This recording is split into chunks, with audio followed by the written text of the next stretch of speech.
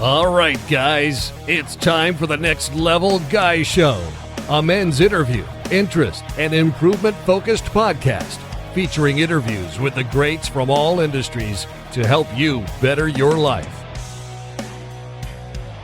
Each week, a new episode features an interview with one of the greats, covering all aspects of their story, from life hacks to tips and protocols that have allowed them to live life on the next level. We then highlight concrete action steps that you can use to improve your life. And now, your host, Ian Dawson Mackay.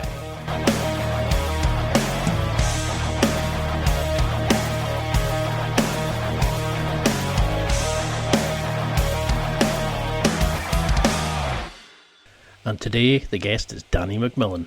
Danny creates daily videos on becoming a more emotionally secure, physically sound, and happier man with better connected relationships in your 40s. Too many people think life needs to slow down at 40, but Danny shows you that with some lifestyle changes and some emotional fixes, your 40s can be your best time ever. Danny aims to help men to reach their full potential, fostering masculinity with a purpose, building strong standards and boundaries, and respect in relationships and in life. He also runs Seller Sessions, which is the world's first dedicated marketing show for Amazon, FBA and private label sellers. No need to pay for expensive courses or overpriced masterminds. Every week, they dive into tactics and techniques that are actionable and delivered in bite-sized chunks, and all for free. And now, let's get to the interview.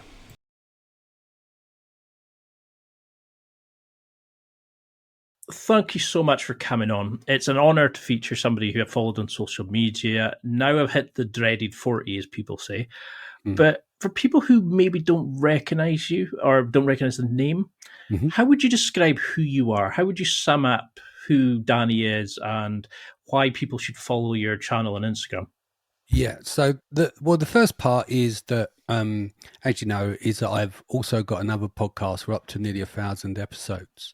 So in the industry that I operate in, they know me from my podcast, Seller Sessions. I also put on Seller Sessions Live conference each year and various different events that I speak at. I just did a world tour earlier this year. So I covered Europe, UK, Australia, US.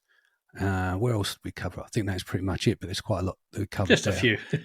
And and I work with brands that sell on the Amazon platform as well as other channels that, you know, they range between 7-8 figure brands. People don't realize there's like a community there because they go to Amazon, right? And you just think, well, I'm buying products from Amazon, but about 55% of the products bought on Amazon are what are called third party sellers. So that's the industry I've been in since about 2015. So what was it then that while you were in that, while you were selling, you know, while you were doing Amazon, you know, and you've obviously had a varied career. We're talking about music and stuff like that as well before we started. But what was that turning point that made you think, okay, I'm seeing issues in my 40s, but I'm seeing that in other people? You know, why did you create the channel?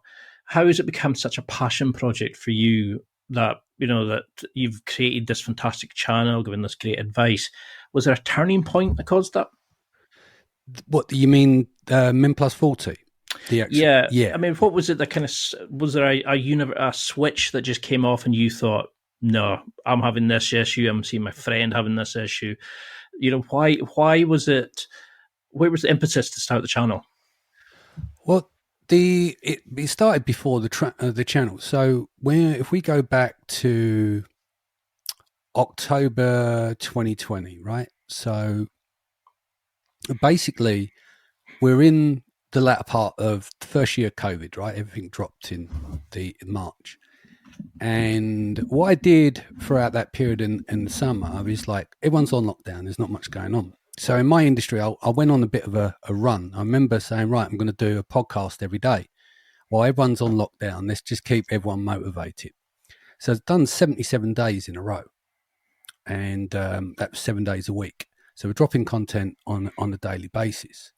Now, what's happened is for the last 7 years, my health's been pretty bad with brain fog. So there's no real kind of diagnosis for it. So I spent 7 years, from around 2015. Basically, I spent tens of thousands on tests, consultants, supplements. And basically the way it is with brain fog is that I would start my day, I'd be fine, right? First 3 hours, and then the brain fog kicks in, I'm done. So it's like a race against the clock to get as much work done as possible. And it's so deliberating that you lay down and your day's gone. And so it got to the point where I've done all these tests, consultants, done everything you could possibly manage, and spent over 35 grand on it. Then on October the 4th, as I said, we're in the second half of that lockdown, so we're going into that winter lockdown. I just took myself into the garage and I said, right, I'm going to break my body down and rebuild it because nothing else has worked, right? And in the end, I did 207 days in a row. I probably watched too many David Goggin videos, right? I ended up putting myself in bed 3 times with fatigue, but then obviously I kept going. I just, even didn't matter how I feel, strapped my arms up, strapped the knees up, just went in there. And just to be aware, it might have been 207 days of consistency, but they weren't 1 hour long sessions and all intense. I tapered up and down.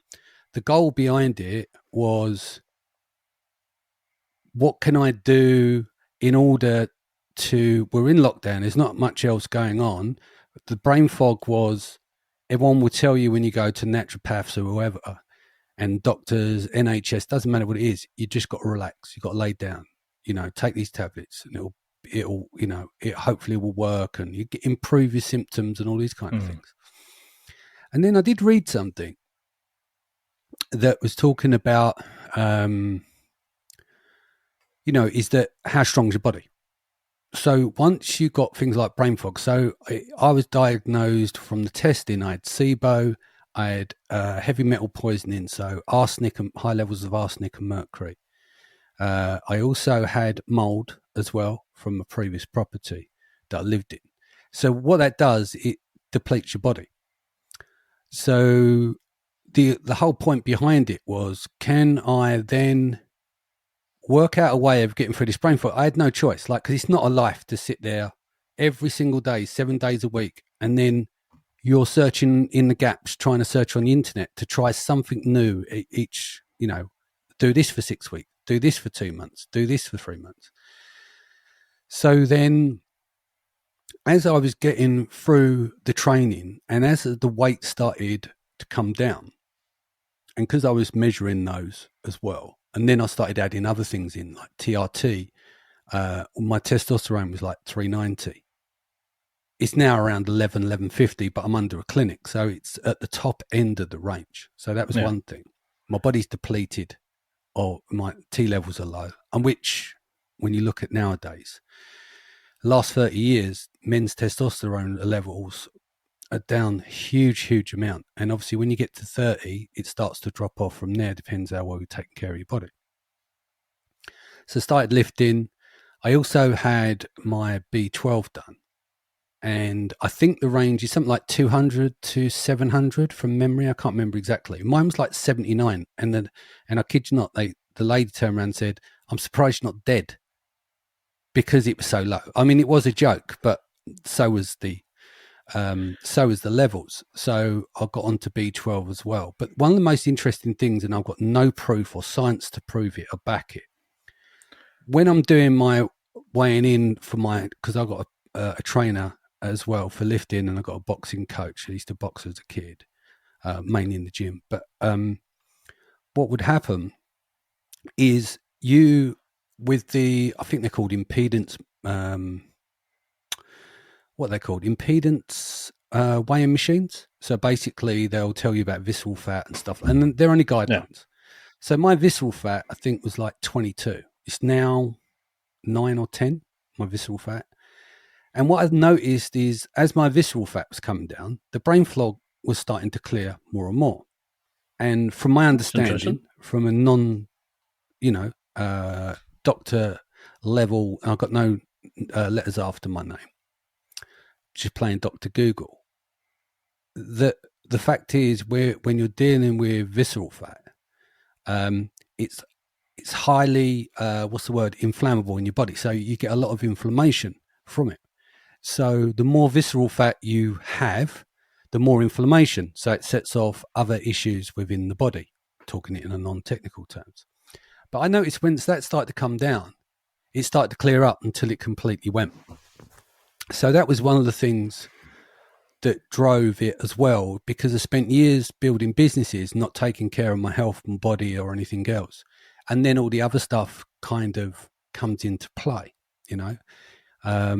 So that's it really. But it was one of those things where the switch went off, you'd had enough, and then it was like the last roll of the dice. You're either going to get it sorted or you're not. And then since that was able to clear up, you know, I'm much more productive. I pretty much work 7 days a week, but I taper up and down for weekends. I've got my life set up so I work from home. So it's a lot easy. Gym next door, recording studio, the podcast studio here, office, front room next door. We live in a little village with like quite nice surroundings, which is a lot different from the kid from the council estate, you know. Not bad for a setup, huh? Yeah, I mean, I've had to build it. It's taken years. I've done the snakes and ladders of life. It's gone up and gone down, gone up, gone down. And I think what happened is probably I've went through every possible ways to fuck things up and fail. And because my determination, I run out of things to fuck up. So where I am in life is because I probably fucked up just about everything and run out of those things. So it's kind of swung the other way, if that makes sense. No, I mean, that's where a lot of guys, you know, it's like, show me somebody who hasn't failed and I'll show you somebody who's never tried. You know, I love that quote because I never really understood it. I always played it safe when I was younger. And then all of a sudden I can remember just thinking, no, enough's enough. I was going to a pub, hating it. You know, I was with friends I didn't enjoy spending time with. And I remember just starting the podcast thinking, I need something that shows you how to do things. And this is when I was like 20 odd. And all of a sudden it was just, I can't find it. I'm going to make one. And this is why I always enjoy finding guys like you who have, you know, who have gone through that journey. I can tell people and show them how they can change, how they can better themselves. But I mean, a lot of guys get to like 40. I turned 40 this year, and they sit there and go, because suddenly they see no friends. They see their wives, you know, they're not having sex with their wife. Their kids don't really know them. The job they're in, they hate it and stuff like that. Do you think that's a big issue with, because a lot of guys don't know what they want from life, that they suddenly get shaped by their job, they get shaped by their family, they lose their hobbies because they're told what to do. You know, they follow the ringleaders rather than follow their own path.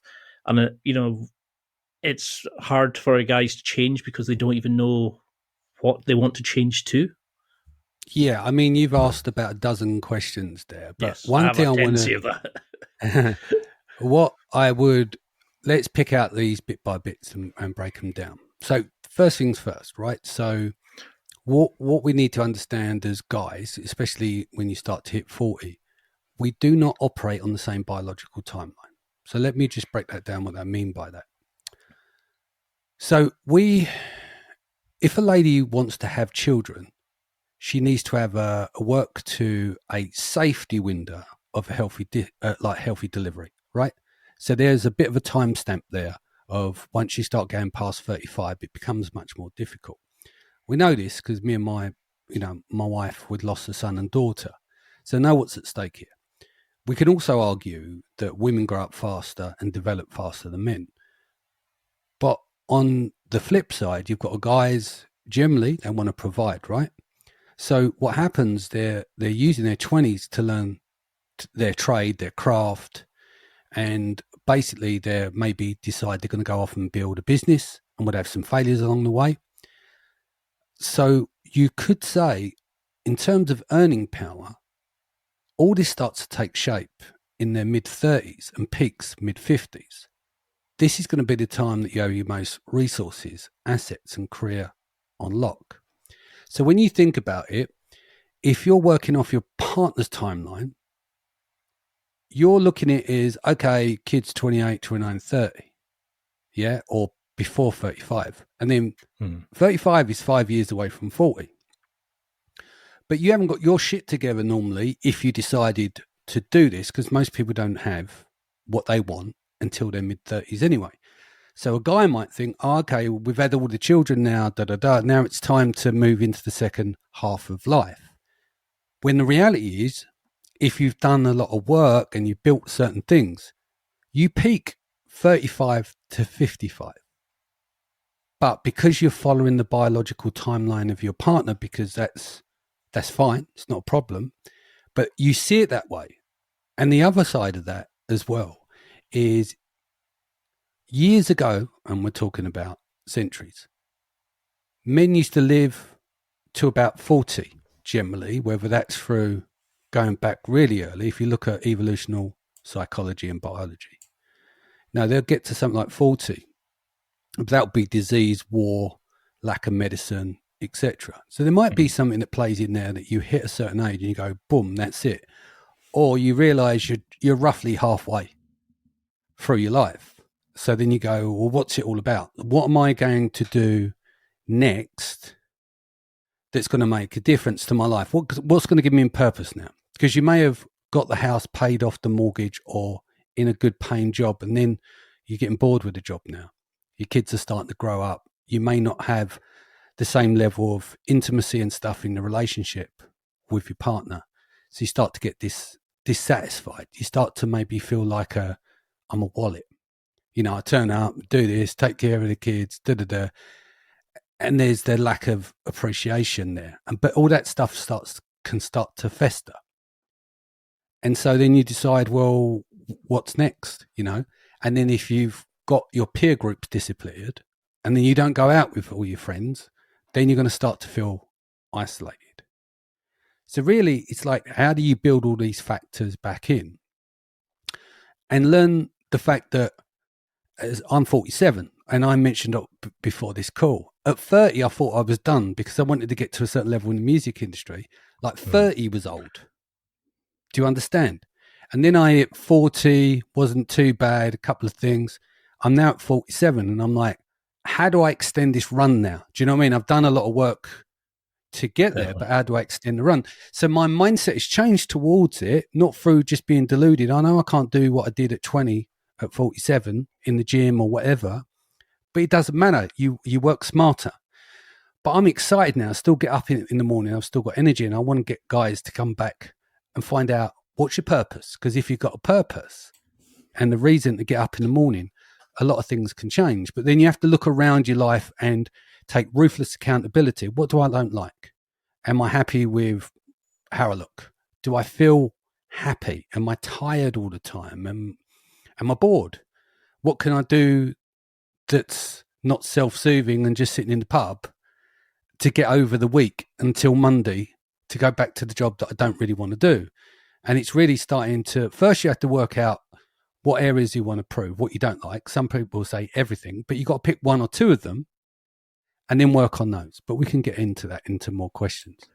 Because I definitely think that's something that a lot of guys listening, would have been nodding their heads, that you suddenly, it's not like it's an immediate thing. You wake up one day and you start going, I haven't been out in months. I haven't, I haven't lost the connection with my partner. The kids see me like as a wallet.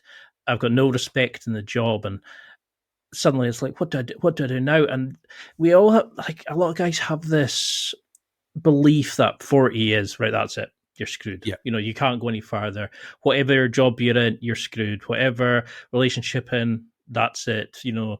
If you break any of those, that's it. Your career's over. Your relationships are over.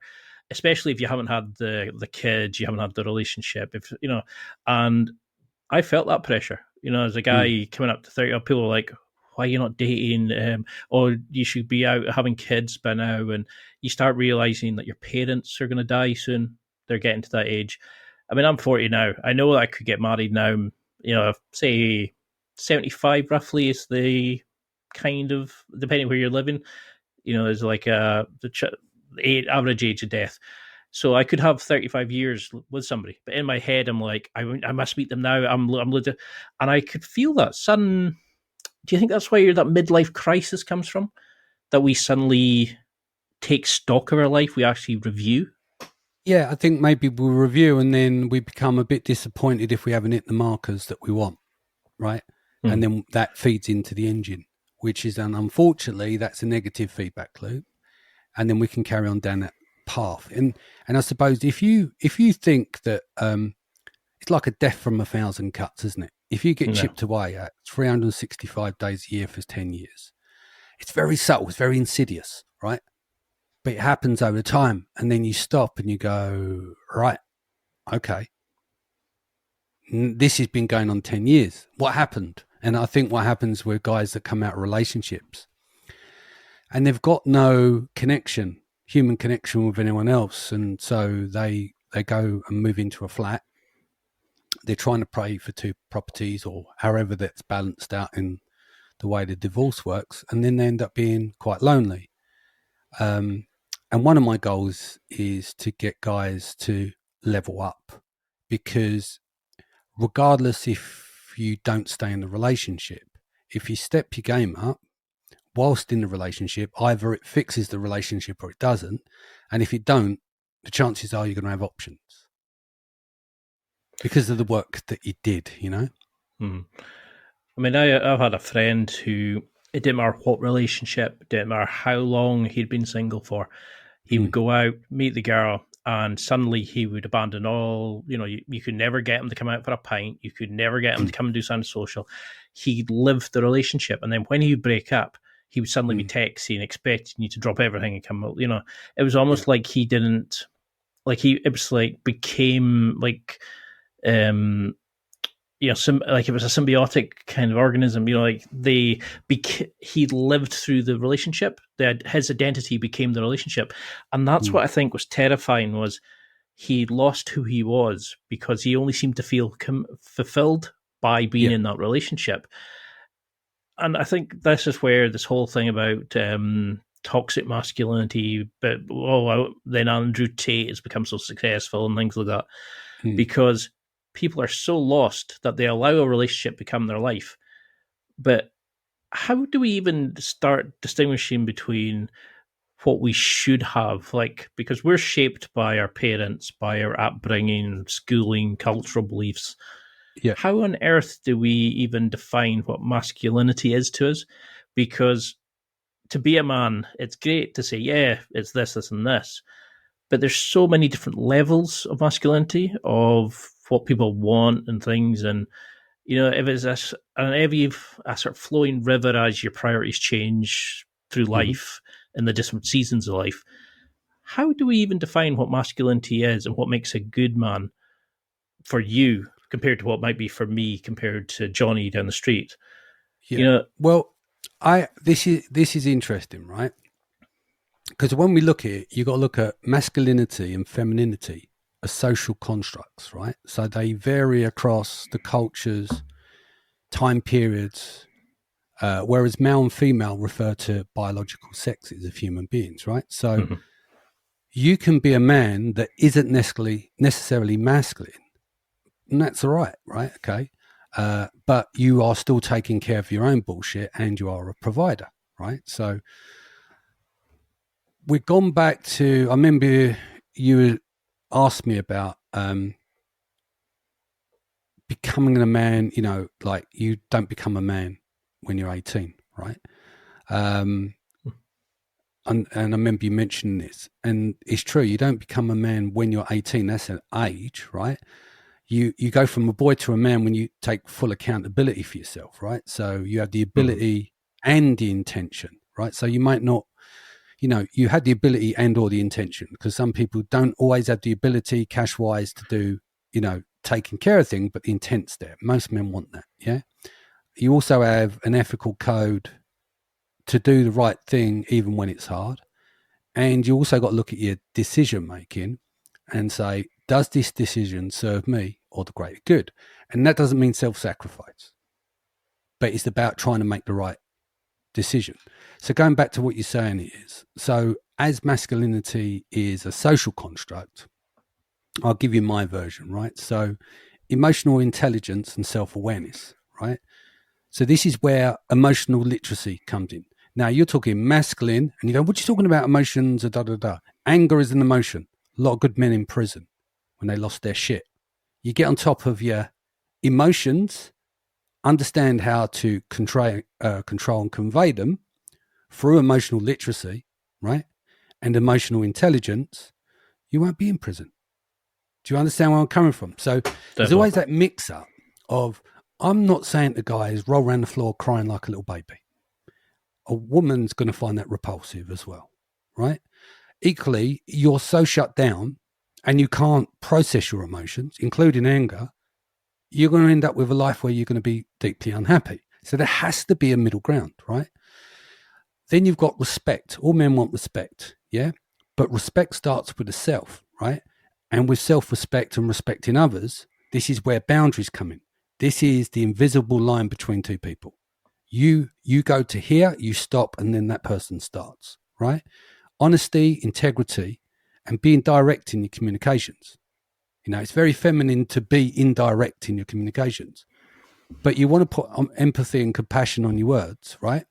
Because it's the way that people feel. So if you think a lot of women say, I feel like, it's because they're talking from a feelings situation.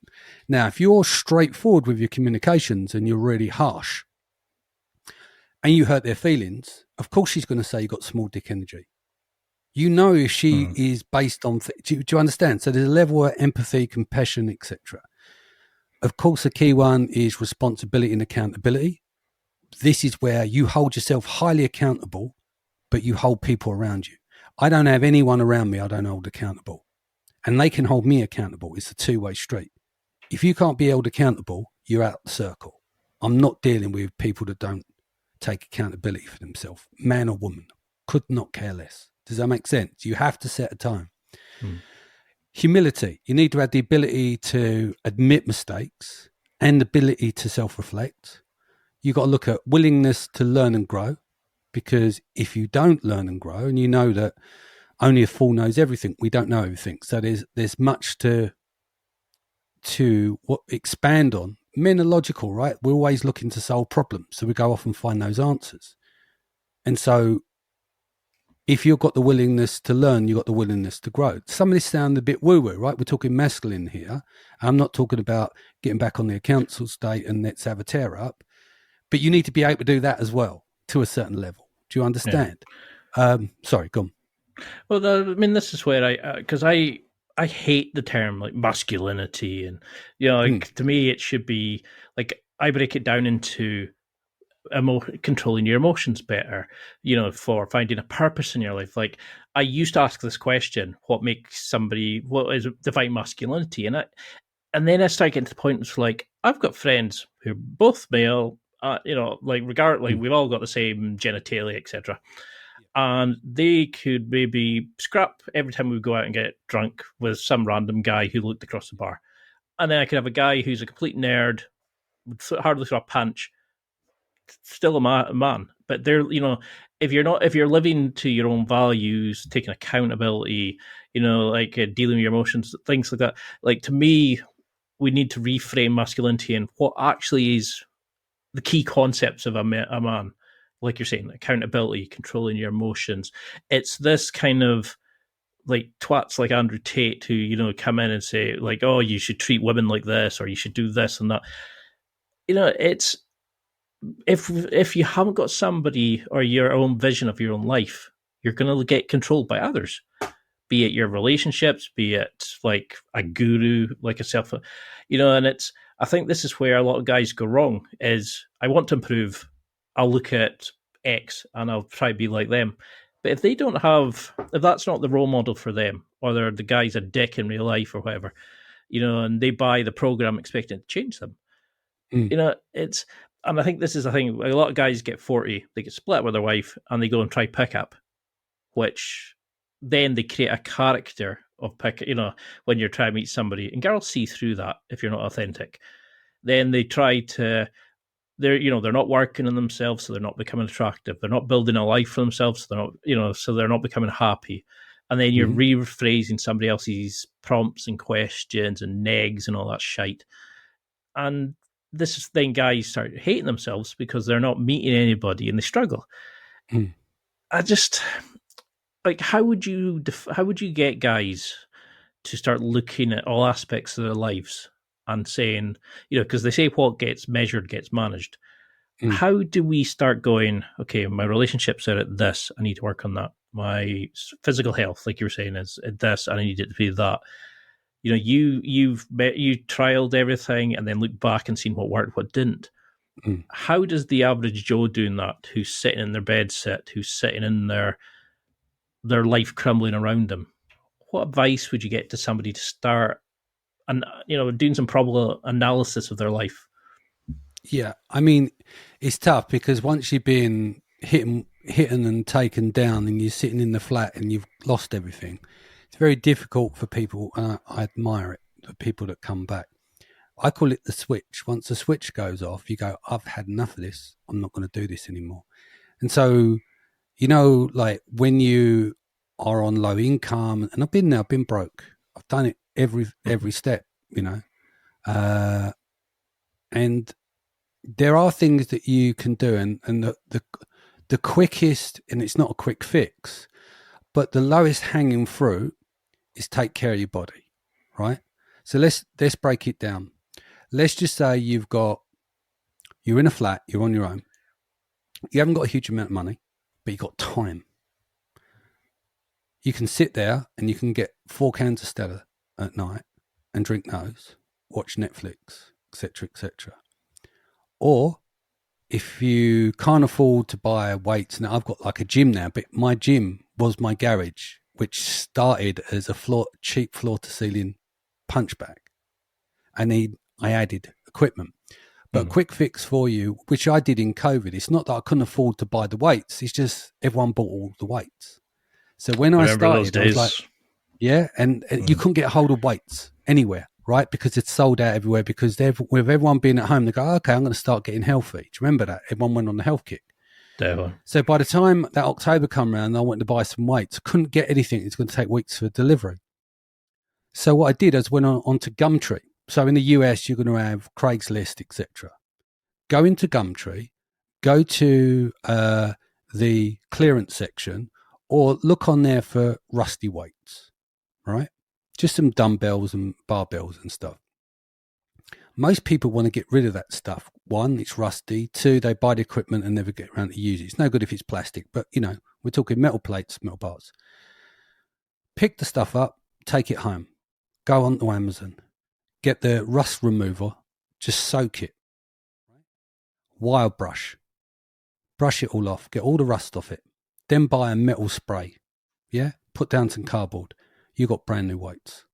So suddenly for 50 to 80 quid maybe, by the time you bought the rust remover, you got a little mini gym set up.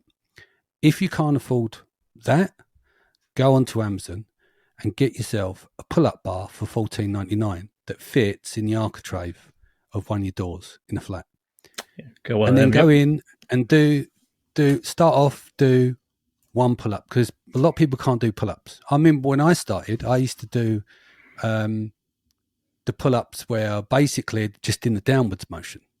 I was so unfit, I couldn't even do one pull-up. And now I do them in sets now, because we're in monster sets when we're training with a PT. But then I can do like 10 on each set now, even though I'm doing 4 sets of those with 4 or 5 other exercises, but I couldn't do one. But the good thing was that you could set a task for 30 days. You do one day, 2 the next, 3 the next, then you're going to hit a curve and you might only get 3 out the next. And then you can build it up and build it up and build it up and build it up. If you can't afford $14.99 for that, then do some bodyweight exercises. You can do push-ups, etc., do sit-ups, crunches, star jumps, all of those kind of things. Let's get to food. And I've done it. I'm on a cut at the moment, and fucking horrible. Chicken and broccoli. It's cheap as chips, plenty of protein in there, And when you look at microwave meals versus 250 grams of chicken and some frozen broccoli, I know it's not going to be great eating that 4 to 6 times a day, but it really does drop the weight, honestly, if you can bear it. You get sick of eating all the chicken. Even if you put some gravy granules that's got like 5 calories in it, so you're soaking the chicken, etc. That's actually cheaper than most ready meals. So that would be the early cheat. And the reason I say that, so you've got all this time on your hands. What happens is you commit to it. You do two things. You commit into your food. So you've got two disciplines you're working on. You commit to your food and you commit to your training. Your training's next to nothing, right? Because you come home from work if you're working. And if you're only doing one pull-up a day, it's not a big commitment, right? Until it starts to become more of a commitment. Then you add more exercise. You start off small. Because what people don't realize, 1% improvement per day compounds to 3,800% because everyone wants to rush fast. So if you can weave in those disciplines, then what happens? The weight starts to come down. People start to notice. You start to feel better. Then the world starts to look a bit better around you. Then you go, oh, what's next? My clothes don't fit properly. All right. But now I'm in shape, right? Or I'm in better shape. You don't have to have tailored suits and nice watches and all that kind of stuff. You can get away with your 40s. Do you know what I mean? If you're in your 40s, who cares to a certain level? But you can still be presentable. And you can go onto Amazon, buy muscle tops or whatever. I'm saying muscle tops, but, fitted tops. Yeah. A tenner, 12 quid, 13 quid. Do you see where I'm going? It doesn't have to be expensive, and you can do this over periods. And then what happens? The world starts to feedback, because then people will go, "You're looking good," and you go, "Oh, thank you." You've got a bit of admiration there, right? What people don't realize, and I went through it as well, through losing a load of weight and etc., doing the training, massive changes people's behavior towards me. Whether that's I'm married, I've been married 28 years, but obviously I speak at events and all that kind of stuff. People communicate differently. Men are more respectful. Women, will come and chat to you and da-da-da, even to the point of squeezing your arms and that, crossing the boundary. I laugh it off, but you see where I'm going. Yep. And you won't know any of this, because what blew my mind about all this was you're getting more female attraction. Not that they're all making a pass at you. Let's not get it twisted. But it seems like, fucking hell, I'm 40 odd years old. What's going on here? Because when I was in the music industry and I'm in my early 20s and I'm DJing, that made more sense, right? Status or whatever. You're up DJing, people enjoying themselves, they're partying, etc. But then it's kind of weird to see that level of female attraction. And what guys don't forget about or don't realize is that it goes back to that point of, you got, say, between 35 and 55 to really make things work for you. But because you always thought about the other biological timeline, if you've been with a partner and you're working with that time zone of the safety area of having children, you don't realize is that I've got guys around me that's like, I don't have a Men Plus 40 program, but I help a lot of men around me. One of my guys is flying, right? He's in therapy. He's dealt with his codependency stuff. He's been run through the ringer, right? And now he has lots of women asking him out. But he's done the work. He's in tremendous shape. Do you see what I mean? And guys listening now, they go, yeah, but I don't think I can do it. You can. You can. And it's the early feedback that's really helpful as well. You walk into work, or you go into the building site, you go into the office, clothes fit a bit better. You're looking good. Your confidence is up. How you walk along, not putting your chest out or anything, but how you present yourself, right? People can see your confidence. I think Jocko Willink was talking about this on the podcast. I'm going to paraphrase here. He said, when people, predators, meaning guys, whether they're going to mug people or whatever, they're looking for people like kind of hunched over, lacking confidence and stuff like that. That because it's the predator-prey thing. As awful as it is, you don't want to be the prey, right? So there's two sides. You're either going to leave you alone, right? Because they go, I'm not going to fuck around with him. He looks like he can take care of himself. Do you know what I mean? That puts a boundary in place. Obviously, you get idiots down the pub who wants to fight everyone and anyone. Go, oh, look at him, he's got a muscle top on, or he's got fitted clothes on. Who the fuck does he? You get all that nonsense as well, and you just walk away. But you really start to see the feedback. You don't see it in the early days until really, give it 6 to 8 months, And once you've got your food right and you've got your exercise right, you go, right, I've got, not tired all the time. I've got plenty of time on me. What do I do now? Do you know what?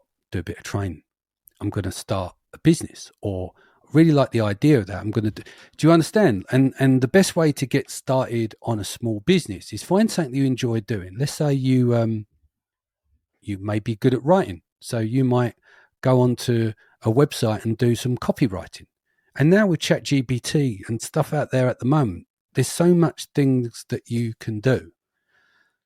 It's just trying to design what would you want to do next. So this is why I say baby steps. You don't have to do it all at once. But that discipline of training every day, that discipline of eating right, then you see the rewards later. Because you don't train, look in the mirror. You go in the mirror and you go, fuck all. Next week, fuck all. Week after next, fuck all. Week after next, week after next, week after nothing. Then month 3, you're going, wow, weight's coming down. You know, love handles are coming off a bit. Chest is shaping a little bit. Get to 6 months. Right, muscle seems to be defining. I can see a little vein here. Do you understand? And then you get to that point where that feedback there, your body feedback to the work that you're putting in, raises your confidence. But you remember, we just started with 1 pull-up, a little bit of chicken and broccoli.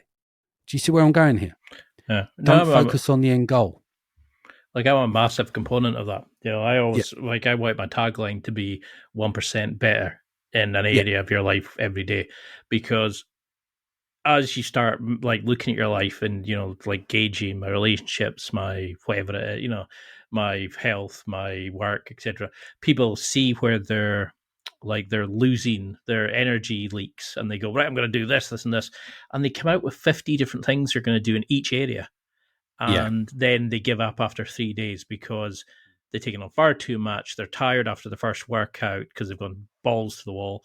Then they come back and go, oh, I'm just going to have a cheap meal because I'm going out for a pint. So they lose it. They have no willpower because they've not made subtle changes, you know, like you're saying, like 1%, 1%.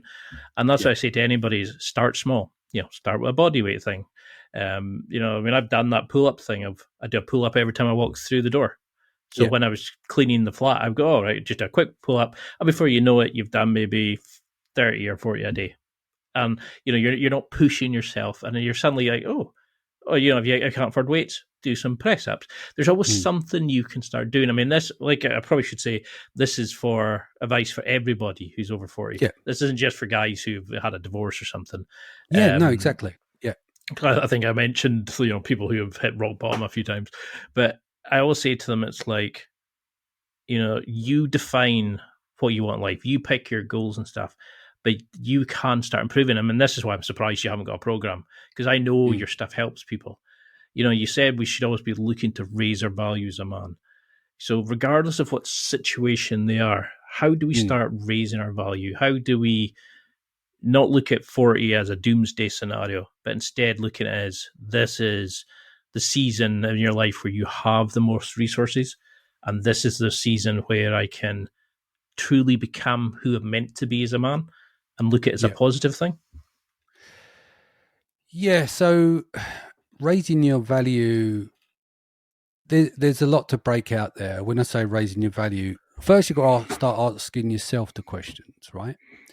You know, we hear this term, what do you bring to the table? Ignore all that. The point of raising your value is, if we look, the difference between, you know, they'll say, you know, men are loved on condition, women, children, pets are loved unconditionally, etc. So what a guy brings to the table is they do something of any kind, right? So they create their value by doing things, whether that's a good job, you know, it's a status thing, it's the car, you know, there's all of these elements. They've got to be kind, compassionate, and everything else. But one of our purposes on this earth is to do something of value. So then what are your assets? So you sit down and go, what do I bring to the table to yourself?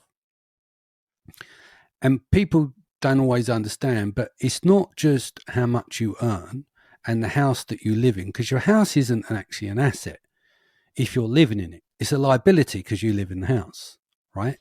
So the first thing, we all need a roof over our head, right? So you check that box, whether you own it or not. But ultimately what it comes down to is what value do you bring? Like, so you build resources.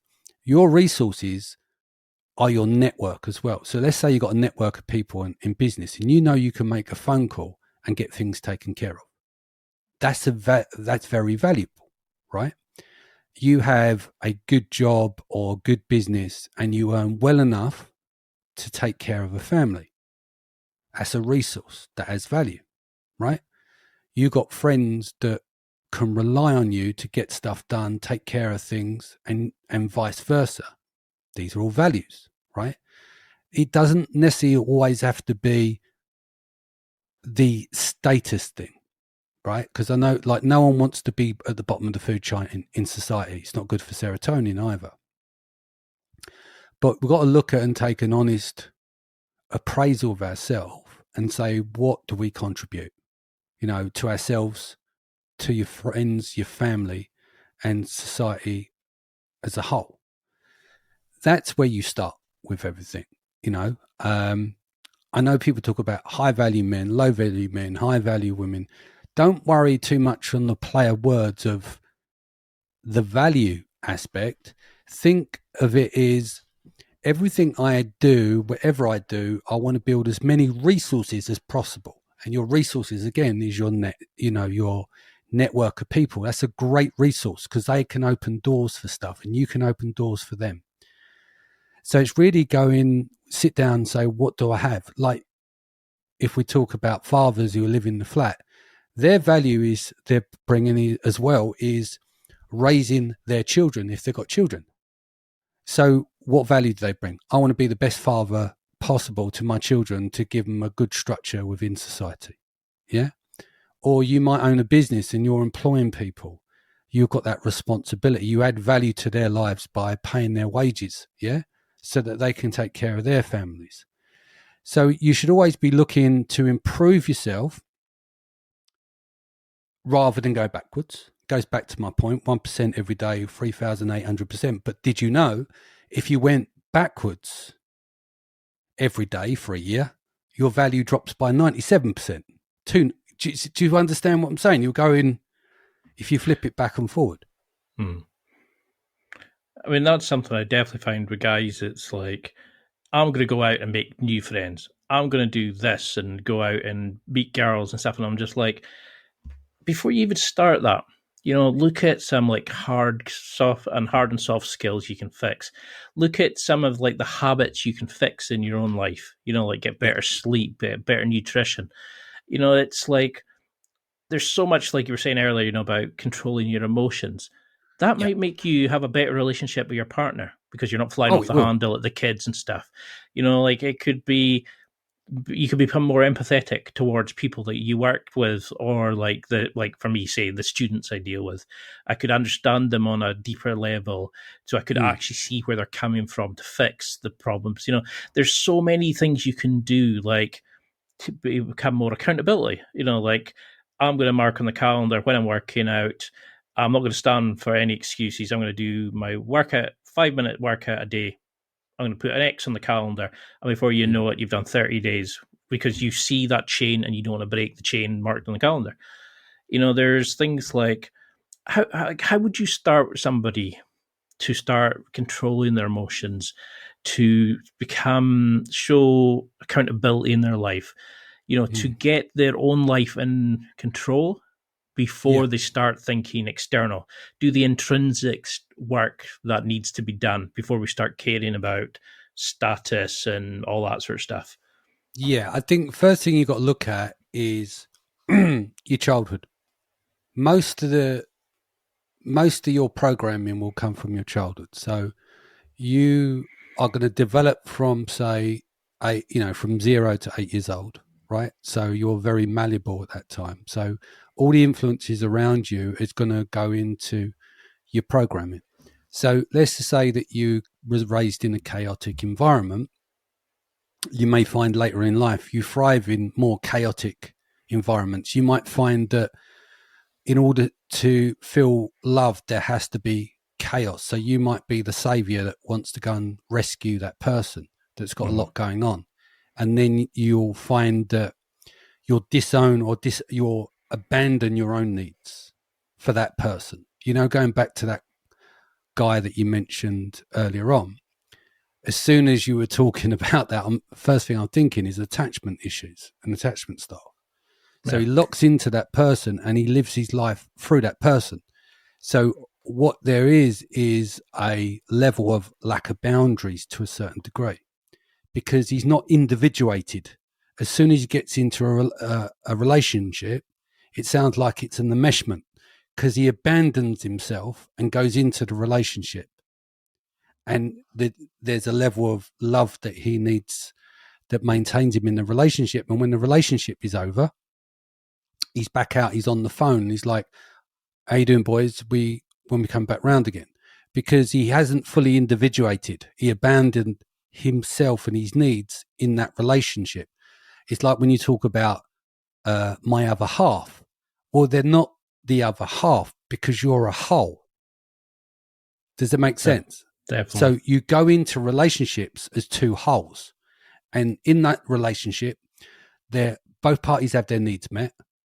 It's reciprocity that maintains a long-term relationship. Because if there's a disbalance in power in the relationship, one's happy, one's miserable often, or they both end up miserable. So there's a lot to unpick there. Yeah, because when a lot of people, it's because they change, you know, like like that guy would go into a relationship and he would become this version of himself, and girls are attracted to you at a certain level. They don't want you to change and suddenly become a lapdog or become like following them around, lose all your hobbies and stuff. You know, they're attracted to the person that you are at the time. And I think I see a lot of guys suddenly, they just give up responsibility to somebody else. They let their boss tell them what to do. They tell the partner tell them what to do. You know, pick up the kids and stuff.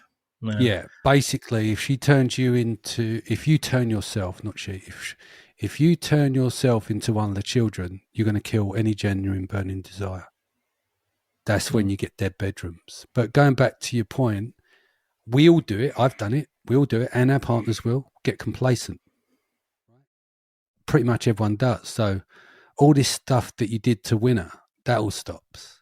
All the stuff she did to win you over stops. So then marriage goes through phases, yeah? So people get bored sometimes in the relationship. Attraction can go. Sometimes the attraction comes back. So if you look at statistics, over 50% of marriages fail. 75% of second marriages fail, right? So marriage isn't like a Disney fantasy. Maybe for the first 6 months when the oxytocin is sky high for both parties, right? You're going at it like rabbits. But what is with a marriage is a constant investment that comes from both parties, right? So if one only tries in the marriage, then the marriage becomes a zero-sum game, and where there's only one winner and the other one becomes a loser, right? And I've learned a lot through this stuff, because whilst I don't have any letters after my name, I've had a front row seat to 5 marriages and divorces, my mum's. I've been with my wife 28 years. We've been married 22. We've lost 2 children. We've gone broke. 2 rounds of marriage counselling. Separated for a short period on a couple of occasions. And even got to the point where we went down the road of divorce and legalities and looking at mediation, right? So marriage, you know, is hard. And unless there's intimacy, reciprocity, respect and boundaries, it's never going to be fulfilling. And like 2 of the biggest curses of marriages is that pent up resentment, right? And often lack of money. So resentment is built up over the years. You see the couples like, you did this, you did that, and they backsnap at each other. And it's constant, like, dig away, dig away, dig away. Have you seen it, haven't you? You've gone out with friends and you watched that unfold. That is toxic. That is so damaging. I actually remember when I was at marriage counselling, first round, 2015, we did it twice. And I was saying that this is my wife. I love her. I don't want all this, you know, you did this and bring that up from the past and you did this. And I want that to stop. And the lady turned around and said to me, but that's normal in long-term relationships. And I said, if that's normal and that's marriage, fuck marriage, you can have it back. Because I won't do that. I'm not going to sit there and pick away at my wife at her self-esteem. And I'm not going to put up with it either the other way. Just because it happens in marriage and you're a marriage counsellor, you think that's good. What's good about digging and poking away at someone that you love? It's terrible. Do you know what I mean? And we don't, to this definitely. day, we've had like things that'll go up and down and things, but generally that's our combined rule between us. Like that doesn't happen. Like I'm not going down that path. Do you know what I mean? Because I don't want to do that to the woman that I love, Well, who birthed my children. Do you know what I mean? but you see that, don't you? It's like guys who suddenly treat a partner like shit, and you're thinking there was obviously a spark, an attraction that led you together, and you know, like the I don't like the terminology, but you should treat your partner like a queen. It should be somebody that you want to wake up to and you want to do things. I mean, I don't know if you know how unique you are, because for somebody to go through that level of grief, to go through that problem, but to be open and vulnerable about it, and to actually then help guys with that, that's so unique in today's society where we're taught you have to be tough, you have to solve your own shit, and you know then you get guys who are telling everybody go and pick up women, they're garbage, you know, and then suddenly other guys are going, no, you can be like this, and we need more guys like you who are saying, and especially people who are maybe at a low ebb in life, especially 40s where there's a lot of guys committing suicide, you know, because that terrifies me. I want to normalize sorting out your bullshit. I want you to go and doing the child work. I want you to do all those things. Fuck what the boys say. Fuck the brotherhood. If they tell you, go and do this course. Don't go to get your CPTSD sorted and your flashbacks and your childhood trauma and the problem, because you can't function in society. Your brothers are there to support you and with positive masculinity. They take care of your friend. I agree that you can't sit there and wail and roll around the floor crying in front of your partner all the time. Get that. There's a time and a place to be vulnerable. Yeah. There's a time and a place to understand emotional literacy. And it doesn't make you weak to sort your own bullshit out. Oh, definitely not. I mean, it doesn't. And that's the problem we have, right? Because there's a lot of guys running around, you know, who are promoting masculinity, never had a fight in their life. Do you know what I mean? Like, I don't run around, I'm 200 pounds, I can fight. Yeah? I've been fighting since I was a kid on the council estate. But it doesn't mean I'm going to go around and bully people. What I do is I don't put up with that shit from anyone, right? Because I believe people hold down their own power. But if you bully or pick on anyone around me, including women, you'll get to see the side of me that you don't want to see. But I'm cool, I'm calm and collected. Men need to have teeth as well. But I don't like bullies, and I don't like men being disrespectful to women either. Yeah. And I think that's a big problem now is people think, oh, to become a man, I've got to rule with an iron fist. I've got to be seen as the alpha, you know, and it's like, I want to beat up whoever said alpha first. You have to be an alpha male, because even in wolves, it's not really true, you know, and that's what I find so irritating. It's like, it's such a sign of strength to go to somebody and say, I feel suicidal, or depressed, or I need this, or to go and say to your wife, can we talk to somebody? We were having an issue. And, you know, and then she's probably feeling the exact same way. And like, oh, brilliant. Or, you know, or you want to step aside and say, I want a better connection with my kids, so I'm going to go do stuff for them. I want to be a bit more accountable in my life. These are amazing things to do. And a lot of these small things can have such a, like you were saying, a compound interest into what you do in life. And I mean, I did jiu-jitsu, currently training, blue belt, you know, and you're taught basic things where you can strangle out the majority of people, control majority of people, but you start feeling this inner confidence, the self-belief. You never want to use it, but you know it's there if you need it. I mean, I know you're a big fan. Yeah, exactly. It's there to use for the right time and not your ego. It's not there for you to flex your ego because, sorry, I cut you off there. I was going to talk about boxing in a minute, which is what's amazing about boxing. And I want every child, boy, man, I don't care, get in the boxing ring. Not necessarily the ring, but go to the boxing club. We talk about role models for masculinity. Are there going to be dicks out there? Of course. But you can learn so much about yourself and life by going to the boxing gym. So let's say you're kids, right? You're young. 2 types of people go to the boxing gym, generally. Or 3. People want to stay out of trouble. Kids that are getting bullied or the bully. Yeah, so let's break it down. You've got the bully and the bullied. So the bully walks into the gym. That bully will get his ass handed to him and he's going to run away and cry like a little baby, or it makes him a better man. The guy that used to get beaten up will learn to protect himself and will not tolerate any bullshit from anyone. Why? Because he carries himself better. He's still calm. He doesn't plan to use any of it, but he's confident. And so when the bully's in the playground and the school, I know everyone's doing it all on WhatsApp now, they look him in the eye. Because men can see, when you look a man in the eye, you know where that man's been. And they don't want it. They don't want that smoke. Do you see what I mean? And it's the same with kids as well. So by going to the gym, what can you learn? You can learn positive masculinity. You're going to have a coach. Generally, the coaches there are amazing men, right? They're going to help you get to reach and push your limits. They'll pull you back if you're drowning, so they may not put you in for sparring, etc. But they're going to help you define yourself and confidence. It'll teach you about honor. It'll teach you your limits. It'll teach you to know where your place is. All men need to be checked. All men need to be put in their place some point when they get above their stations. When you look at most boxers, they'll tell you, it saved my life. It's very much a working class sport. It's saved people's lives. It's helped with mental health. It's helped with masculinity by being around positive people. The bullies that normally come out of there actually restructured themselves. The guys that were getting, in trouble with police and stuff like that because they were bored on their council estate are too focused on their training now.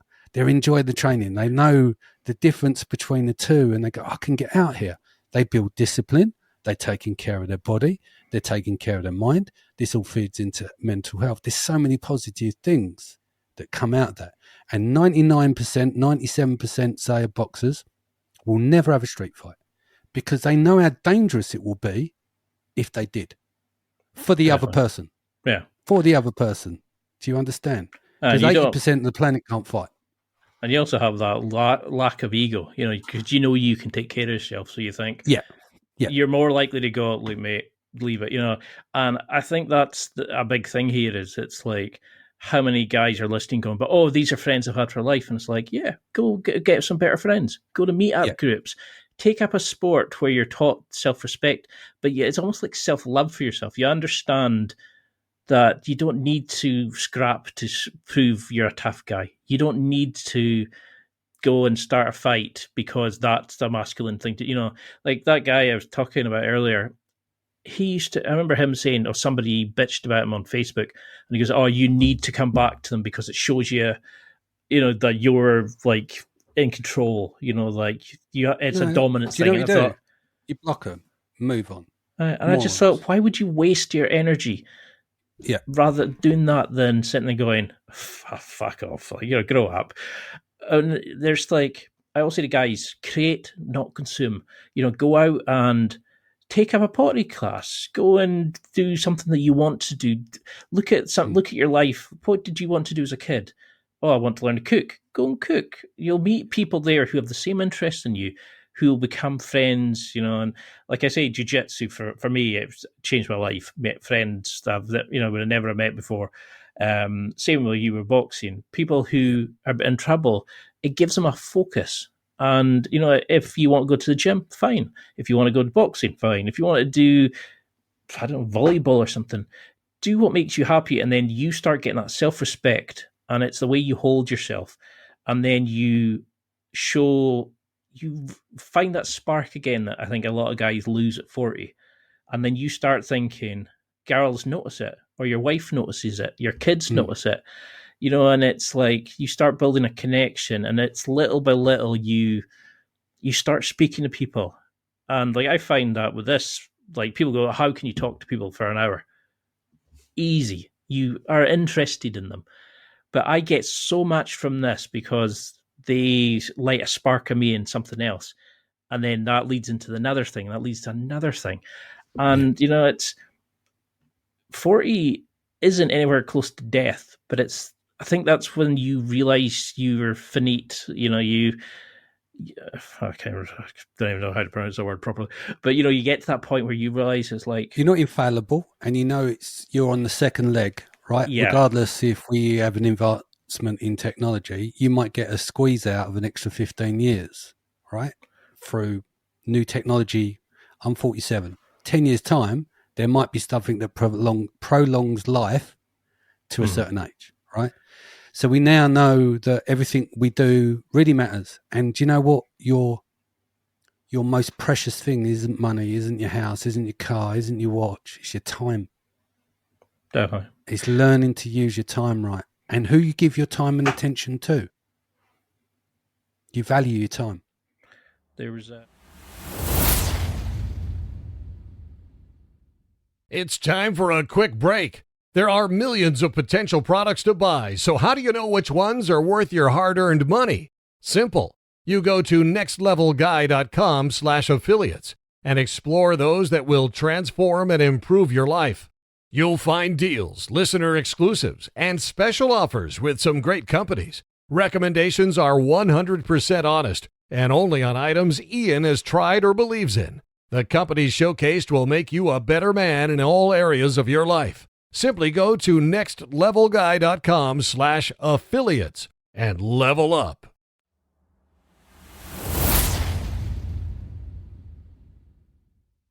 There was it Rob Kelly? I think it was Dr. Rob Kelly, and he was saying, I can look at you and the 5 people you hang, they say you're the average of the 5 people you hang around with. And he was saying, I can look at you and your friends, and just by your friends, I know the level of belief you have in yourself. I know the level of what you're going to achieve. Like you said, it's like, you've got $1 million mind, but a lot of guys have 2-cent friends. And he said, why not get rid of them and find guys that you actually want to hang around with, who, like, there's a lot of guys who come in and give you a hug and, oh, let's go do this. Or, are you okay? You're a bit down, and, let's go to the gym. They want to see you succeed. They want to push you up. Why waste time? Like, we've only got such a small amount of time in this world to make a difference. Create, give something back, volunteer, go and do a new hobby, rather than sit at 80. And I've had a lot of regret in my life. It's one of the worst feelings in the world. You never want to get to a point where you're on your deathbed and go, fuck. Get a bucket list. I want to go to see Paris. Fine, go do it. There's ways to do it if you've got low finances. Oh, I want to get in shape. Now is at 40 plus, perfect time to go do it. I want to have a better relationship with my kids. Brilliant. Pick what you want in life, not what other people. And that spark is hell of attractive, but it's also hell of good for self-love, for accepting yourself. What do you find for guys who come to you and say, I did X, I stabbed somebody, I did whatever, like really, stuff that's maybe not societal accepted, and they want to start again, second chances, especially for guys who've come out of prison, or, one of the guys I interviewed, he was like, how we're treated as a number in prison. So he said when he came out, suddenly getting out of that mindset, you're not a number, you're a person. And he said, just having somebody write a CV for guys in prison, they suddenly realized that they are valued, that somebody does care, and it changed their whole outlook. How do we start getting guys who need a second chance to stop looking at the past, stop fantasizing about the future, but live in the present to improve themselves and actually make the 40s that turning point? Well, one of my friends from school went away for armed robbery, and he's gone back into doing music, doing drum and bass. I haven't seen him for a while, but he went down look, I got off the council state because I was either going to be dead in prison like half my mates, right? Mm-hmm. So I would say anything is a win. Like I won at life because I would have been a statistic, as you would expect. Left school, could read and write properly. Yeah. On a council state, been arrested, car stereos, all that kind of stuff. Then got into the rave scene and like shitty jobs, all of these different things. I've never been to prison, which I'm pleased about, but there are good men in prison and people can reform. Mm-hmm. But it's harder when they've got a criminal record to get to next level. I don't know enough about the area of post-release. I know there's not a great support mechanism, but I would definitely say, look, go and do some therapy work. Go and learn about emotional literacy. Go and do work around your behaviours. Because if you think you're in prison, you're always watching your back, okay? Prison life's going to be tough. Your cortisol is going to be high. So you might spend all your time in flight mode all the time. Yeah. And then what you're going to be is you're going to be like hypersensitive to your surroundings. So I'd definitely start with how do I get peace of mind? Well, then go through a framework where whether it's through therapy and work through all the stuff that you can start to heal on those areas, because you're going to need to heal first before you get in the job. You want to get out of your environment. Yeah. You don't want to go back to your old environment where it picks up the bad habits. Yeah. No one can heal in a toxic environment, whether that's in prison, back on the estate or whatever. You want to need a clean break and don't go back. So they're going to be key things. Then the tricky one is, well, it's hard to normally, depend on your record. And I don't know where that stands with, because I don't know enough about with Companies House, whether you can own a business. But you could get back into owning the business. Let's be honest. Some of the people on the street that are dealing gear and stuff, they know their numbers, or they couldn't do what they do, right? So they've got that kind of hustler's mind. Yeah. So then, how do we get them to take that hustler's mindset and put it onto a legal business that they can own and it's theirs? And they feel they can take pride in that, It's a tough one, but I think first you get your mind right. First you accept it doesn't matter what people think, because it's your life. You've got to live in your shoes. It's okay for you guys to turn around and say, no, just get to the gym, and the gym's not going to be enough. The gym doesn't fix your CPTSD. It doesn't fix your attachment styles. It doesn't fix rumination and all those different things of if you go and reflect on your life. So definitely I would look at that area first. Is like, where do you want to improve? Do you have anger problems? Cool. Go online, download some worksheets, go and do some emotional literacy. Understand how that works, why you feel like that. Yeah. Because a lot of people are put off by it because they're going, I can't do that. I'm a masculine guy. But then they'll sit there riddled with CPTSD, living a miserable life and not be able to operate properly in society. So we have to normalize that part for sure. But post that, I'm not sure where it stands, but a lot of these guys, hustlers, will make good businessmen if they use their integrity, but the hustler's mentality of the grind of doing the work. Does that make sense? Definitely. So a translation of skills, but in a positive sense. Because, I've had depression. I've had to take tablets for it. I've had seasonal affliction disorder, which probably was the same thing with the depression. Like since the dark nights come in, I can go a bit kind of down in the dumps. But I know that, so I work on it. I've had classified with OCD, like obsessive compulsive disorder. And it's like, yeah, great. So I know what my triggers are and I work on it. So when I see somebody who comes and starts throwing punches, there's usually something you can see behind that. Like you're saying, that there's a pinpoint, a reason that fuels that. Maybe it's self-hatred, it's an inner critic. And that's what I say to guys, is like, if you don't want to speak to somebody, look at cognitive behavior therapy, look at neuro-linguistic programming. If you can't afford it, Google it. There's free worksheets, like you're saying. Yeah. But there's go and get a free library card, and you can buy books. You can get books rented on it. You can get DVDs on it, and it'll be things like, like, what's your trigger points? Okay, well, this is why this is happening. You're maybe like, say the big thing everybody thinks OCD is like hand washing. because of the contamination, and it teaches you about exposure therapy. There's ways you can go and treat your mental health stuff, and like we were saying earlier, it's not a weakness; it's a massive sign to go. I'm fed up of this. I don't want to regulate with drink and drugs anymore. I want to go and learn how to fix this and deal with it. But how have you seen mental health change in the last 10 to 20 years? Huge amount. It's like what concerns me the most, right? I've been through a lot of stuff. You've been through a lot of stuff. People have had incredibly tougher than you and I, right? So we're blessed. I always look on that side of things, no matter what's gone on, losing 2 children, all those kind of things. There is always someone who's going to be worse off, right? So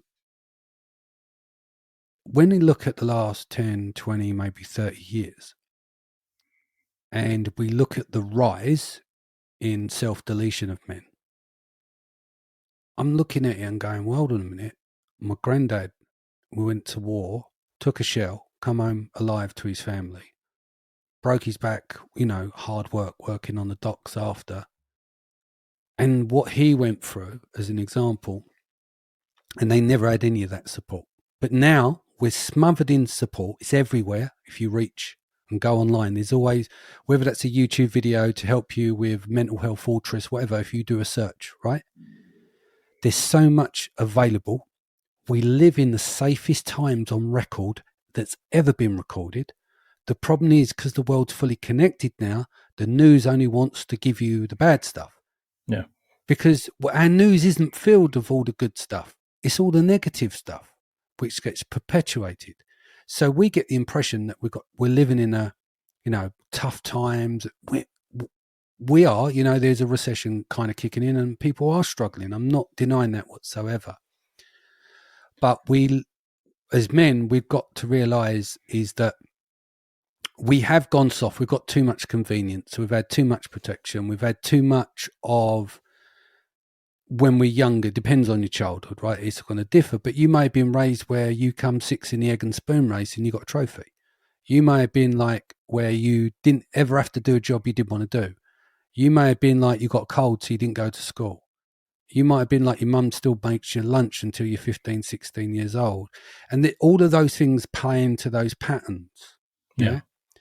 And I think what sets men up is they require a series of challenges to get over those challenges, to feel a sense of reward for getting over those challenges. And then more challenges come and more, and it toughens them and toughens them and but they've got to be built into it, right? So what concerns me is we've got all this mental health care. We're getting more and more and more and more and more of it, yet the numbers are going up. I mean, how do we regulate that? I have no idea. But I think a lot of it comes down to, which is right, I've got no letters after my name. A lot of mental health care is very tippy-tappy, very light touch, very this. And on the flip side, people like me and other people may need, listen, mate, sort your fucking life out. Let's get you in there. Don't worry about what everyone thinks. Who cares what the alphas and it? Fuck them. Get yourself sorted. I'm letting you know it's cool. It's fine. Maybe it's that voice that reaches the kids on the council estate. Do you understand? Because not everyone's the same. Not everyone can be communicated the same. So my concern is, why are the numbers going up? And it's easy to go and blame and point fingers. I don't know why the numbers are going up when we've got all this care. I think it's just not it's not landing. It doesn't hit and resonate with certain types of people. Do you understand? And I think maybe that's where it is as well. And the fact that we've got mobile phones, we can order food on, everything's so convenient now. And maybe also because everyone talks about mental health, everyone then runs to the default now. Yes, my mental health. I'm going for my healing. And there's that side of maybe there are some people that don't have it as bad as other people, but it's easier to go, it's my mental health. Do you know what I mean? Like a cop-out. But there's people that really have problems with mental. But you can't diagnose that because you can't tell that and say that to people. It's very disrespectful, right? But there's going to be people that will also have a victim mentality against the ones that really need the help, and they're doing it for attention. Who knows? I can't give you the full answer. Yeah, I mean that was something I was want to go into. Was like when I started it, I went there, and the first, like, our kind of healing modality for that is here, take some antidepressants, and you're like, Yeah. Okay. So I tried that, and I was sitting there. Okay, I would try talk therapy, and I found I was just talking it up in my head. I wasn't actually dealing. But the second I took personal responsibility and said, That's it. I'm going to change this. I'm going to get a Yeah. new job, or I'm going to move to a new city, which is completely like the first time I feel like I've had a life in a city. Yeah. And that was like, I think it's like, yes, these things are great, but we need to say to guys as well, yes, but you need to make a change. You can't let other people dictate it and control it. That's again giving your, I don't like the phrase, but giving the power away. You need to say, okay, this is what I want from life. I'm going to use these as a tool to help me get better and to keep me focused. I mean, back in the day, you were called thick if you had dyslexia. You know, it was just accepted. Nowadays, I they was go, called okay, thick at dyslexia. school. I was thick. Yeah. And now people go, oh, you've got dyslexia. Oh, cool. So there's fantastic advances there. But now we've gone too far the other way. And I've got a friend who works in a school. She said before in the day, you would have maybe 2 kids in the entire school who would need extra support, who'd have like these support workers. Now there's something like 80% in some schools who have all got ADHD, who have got such and such a syndrome, where you would say, is it, or is it because they've never had to take responsibility? And it's a dangerous topic to go into because you try not to we have avoid to say it with anybody. respect. Yeah. Yeah. Like my goal is to get people to take care of themselves and deal with whatever they need to deal with. And you have to, healing is a self road that no one can do for you. You have to do the work yourself. And once you take ownership and then you do the work, you come out the other end and your life gets better. I mean, it's the best thing I ever did. It is. But some people, you have to find a way of communicating. So go back to, I know that you mentioned Andrew Tate, you know, on one side, forgetting all the other stuff he talks about, he has on a mental health level got to, regardless of what he said on one side, there are elements where because of his communications, he's literally gone to people, get in the gym, sort your, and people have not. So we skip all what he says on the other side. Yeah. But there is elements in there that in his message that actually work into a certain group of people that are getting in the gym. He found a way to communicate that. But I think what he said with other stuff is where he's going to be held accountable for that kind of thing, right? So some people, this is the thing, that some people will only resonate with certain types of people. Like when I talk about mental health, maybe someone who, maybe say like a upper class family, you know, probably I would not resonate. Do you see what I mean? But the kid on the council estate or a guy my age who's, you know, been on the council estate, lived in the council house and stuff like that, might be able to resonate with me because I've turned around and said, look, fuck it, don't worry about it, get your shit sorted. And then it's like, oh, okay. It isn't, do you understand? There's nuances there and it's going to take everyone to do their bit.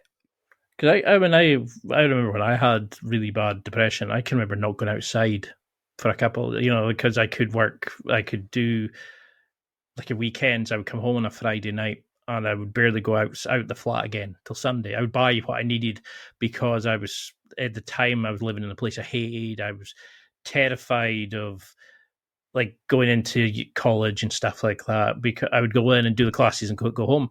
And I regret that because at the time I never had that life. But I also then had the time when I went on depression, they gave me antidepressants.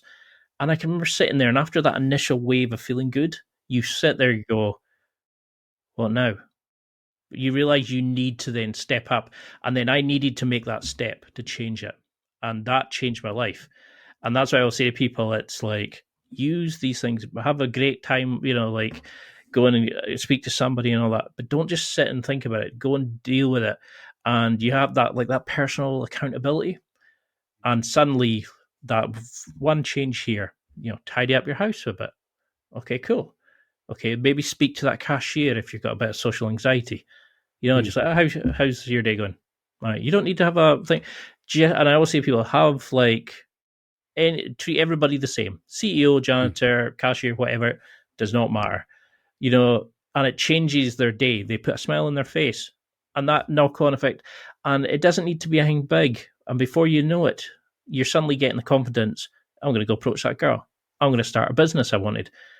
To think of what I used to be like and what I'm now like, and the job I'm in, earning over 30 odd grand, and I'm like, oh, I would never imagine that. Oh, I would have never imagined I would have bought a flat. Oh, I never imagined I've done that. I'm not boasting, but these are things that when I look back then, I would have laughed you silly if you had said I would have done these things.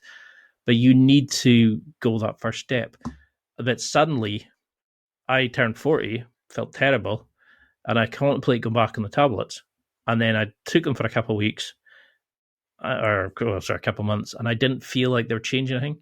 And that's when I realized I need to change my life. They're just hiding the feelings. They're hiding they're masking the true issue you need to deal with. And like you're saying, you need somebody that comes to you and say, let's go and do this, or let's take up boxing. And you don't know what they've transformed their life in 6 weeks, and it's difficult. We don't have that people. And that's why I'm glad there's people on Instagram and that who are doing it like you, who are giving people these kind of, think about it. Let that message of the video sink in. Okay, cool. And then before they know it, they're thinking about it and they maybe act a bit different. They treat their, they maybe go up to their wife and say, oh, let's go for a date night. Let's do some with the kids rather than go for a pint. And they go, oh, before they know it, their kid enjoys it and they have a better connection. And a couple of weeks down the line, changes their life. In addition to this, are there health checks you've noticed for guys, that are coming up to that thing? What about financial planning? How do you take responsibility, not just for you, for your family, for your life? Do you look at I think they said somewhere that the majority of people don't have a male best friend. Majority of people don't have a pension, barely have £1,000 in savings. There's a lot of people less than £5,000 in savings. It's terrifying. I mean, I did that when I was younger, but I had parents who kind of pushed that on us. That you need to take responsibility. Yeah. How do we, if you're a guy who's coming into this, they've maybe got a partner, maybe don't, but they're getting to that age. What would you advise people to start doing to plan for their future, plan for their health, their cholesterol? Because if you're going to start eating better and go to the gym and stuff like that, they probably should find out if they're okay health wise. But we should also look at how are you financially, how are you work wise, how are you for thinking. I remember my mother, she set a file up with all the paperwork for their car, all the stuff for the house. So if anything ever happened, we know it's all in that file. Yeah. And I remember thinking, fuck, because it suddenly hit home that my parents were getting to that age that I could lose them in 10, 20, 30, whatever years. But in your head, how many guys haven't got any plans for the future? They're living day to day, not realizing this. It's not just guys. Most people don't have a plan for the future. No. I done my will 2 weeks ago. It's a bit freaky, but it'll be complex with owning two businesses, and understanding if the business got to be sold on or bought out. All those things had a layer of complexity when my wife and my daughter, and being hit with taxes when you sell the business, and what's the best structure, and then putting someone in charge. I've got two people in charge of my will. That's weird for me to do that because I'm 47. It's like, am I putting the mockers on myself? But I had to do it as a responsible adult because it could end up being a mess. And when you don't have a will, then and you've got business and you've got partnerships and stuff like that, it can become very complex and take forever. And the reality is, if I'm gone, we need to make sure the money's liquid for my family, because for them, they're not business owners, my wife and my daughter, and nor should they have the burden of trying to work all that stuff out.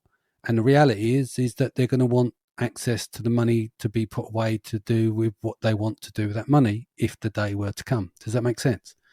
So you've got to take care of, depend on your age, but you take care of your will. You look at your savings, you look at, if you own a business, you look at the value of the assets of the business there. Bring in a financial planner. You know, there's plenty of people just go online and they'll decide, you know, be careful where you're reinvesting your money.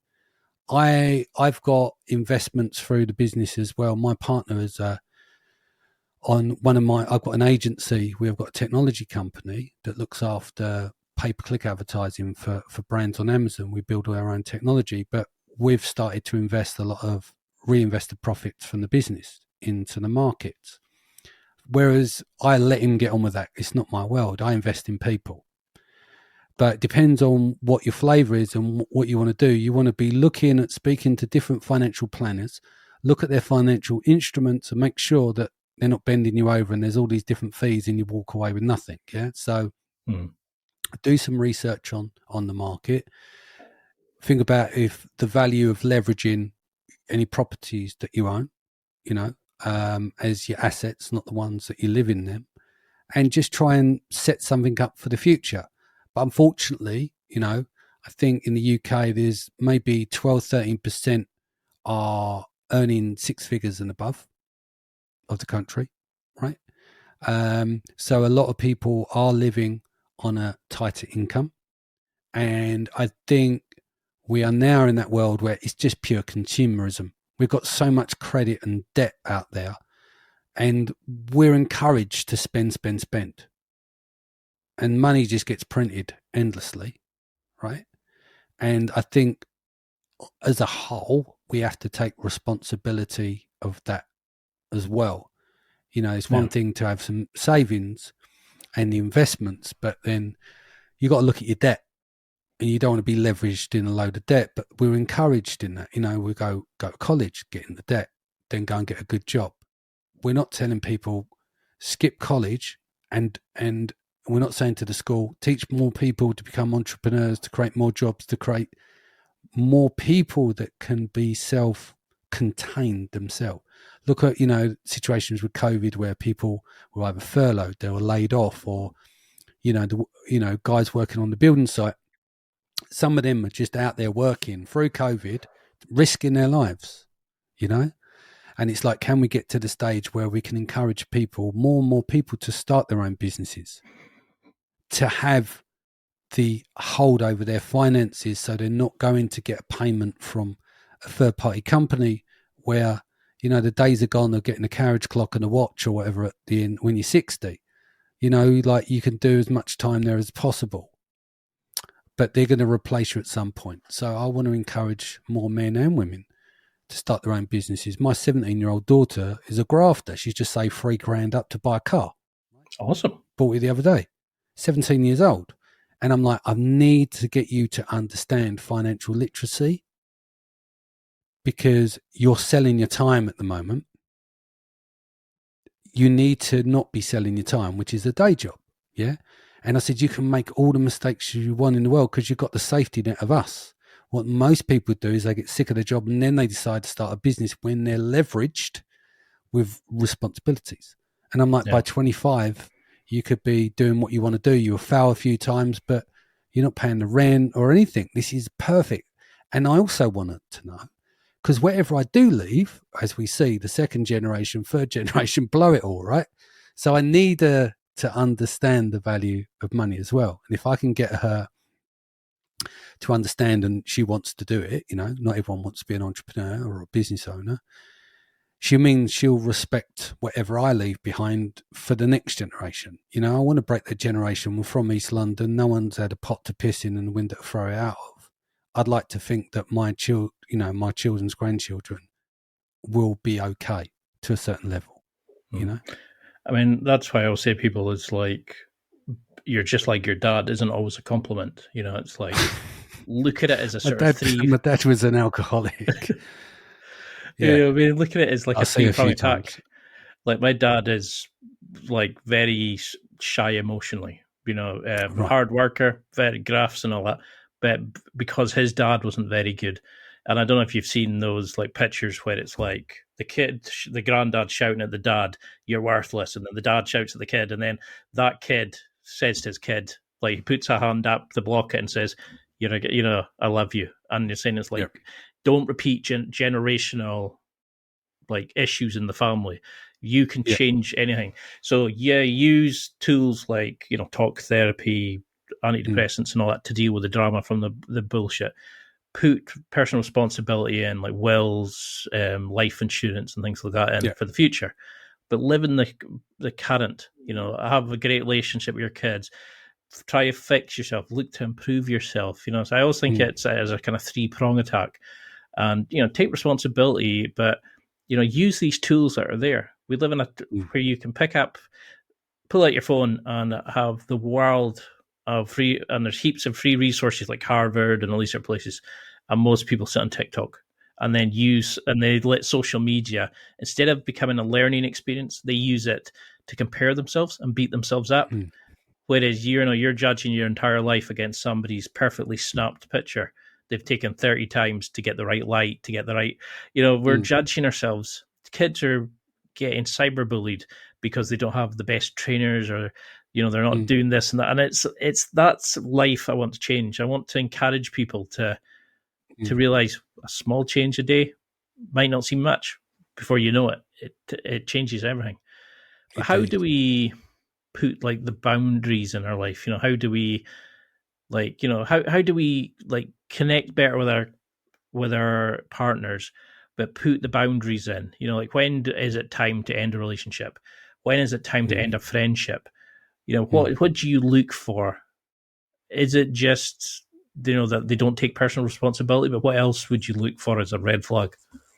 Well, there's obviously going to be lots of red flags. The quickest way of cleaning up your friend group is to hold people accountable. Sit them down, say, look, this is how I feel about stuff.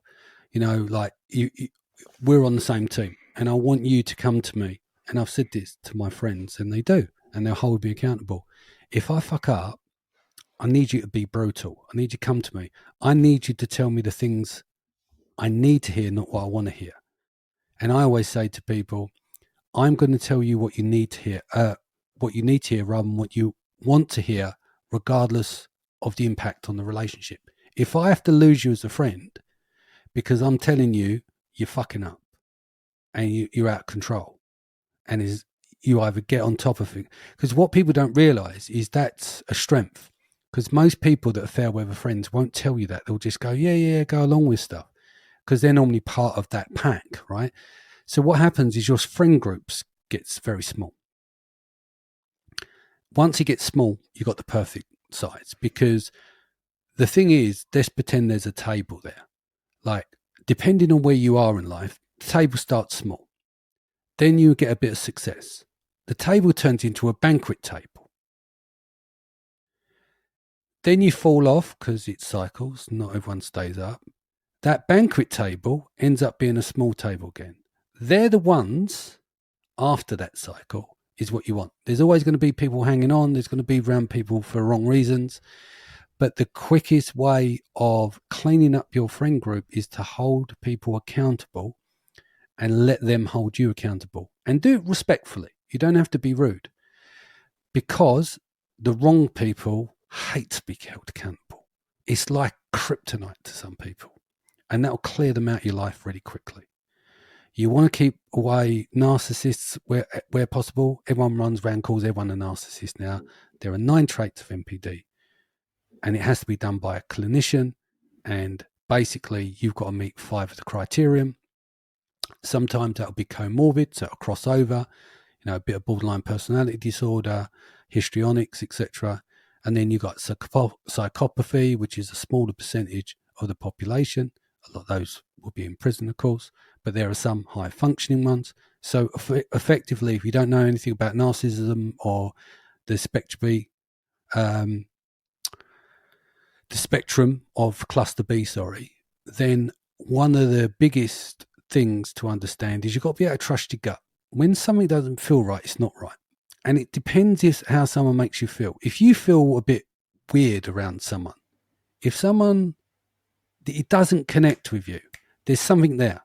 You can't ignore your gut. We'll go back to the saber-toothed tiger and obviously cavemen, or whenever it was they're running around. You know, we've got this built into our biology. Use it, right? I say the same to women. It depends how someone makes you feel. If someone makes you feel like trash all the time, they're an energy vampire. Get rid of them. You don't need to know all the technical terms. You don't need to know about love bombing, discard, breadcrumbing, and all. You just need to know they're fucking wrong uns.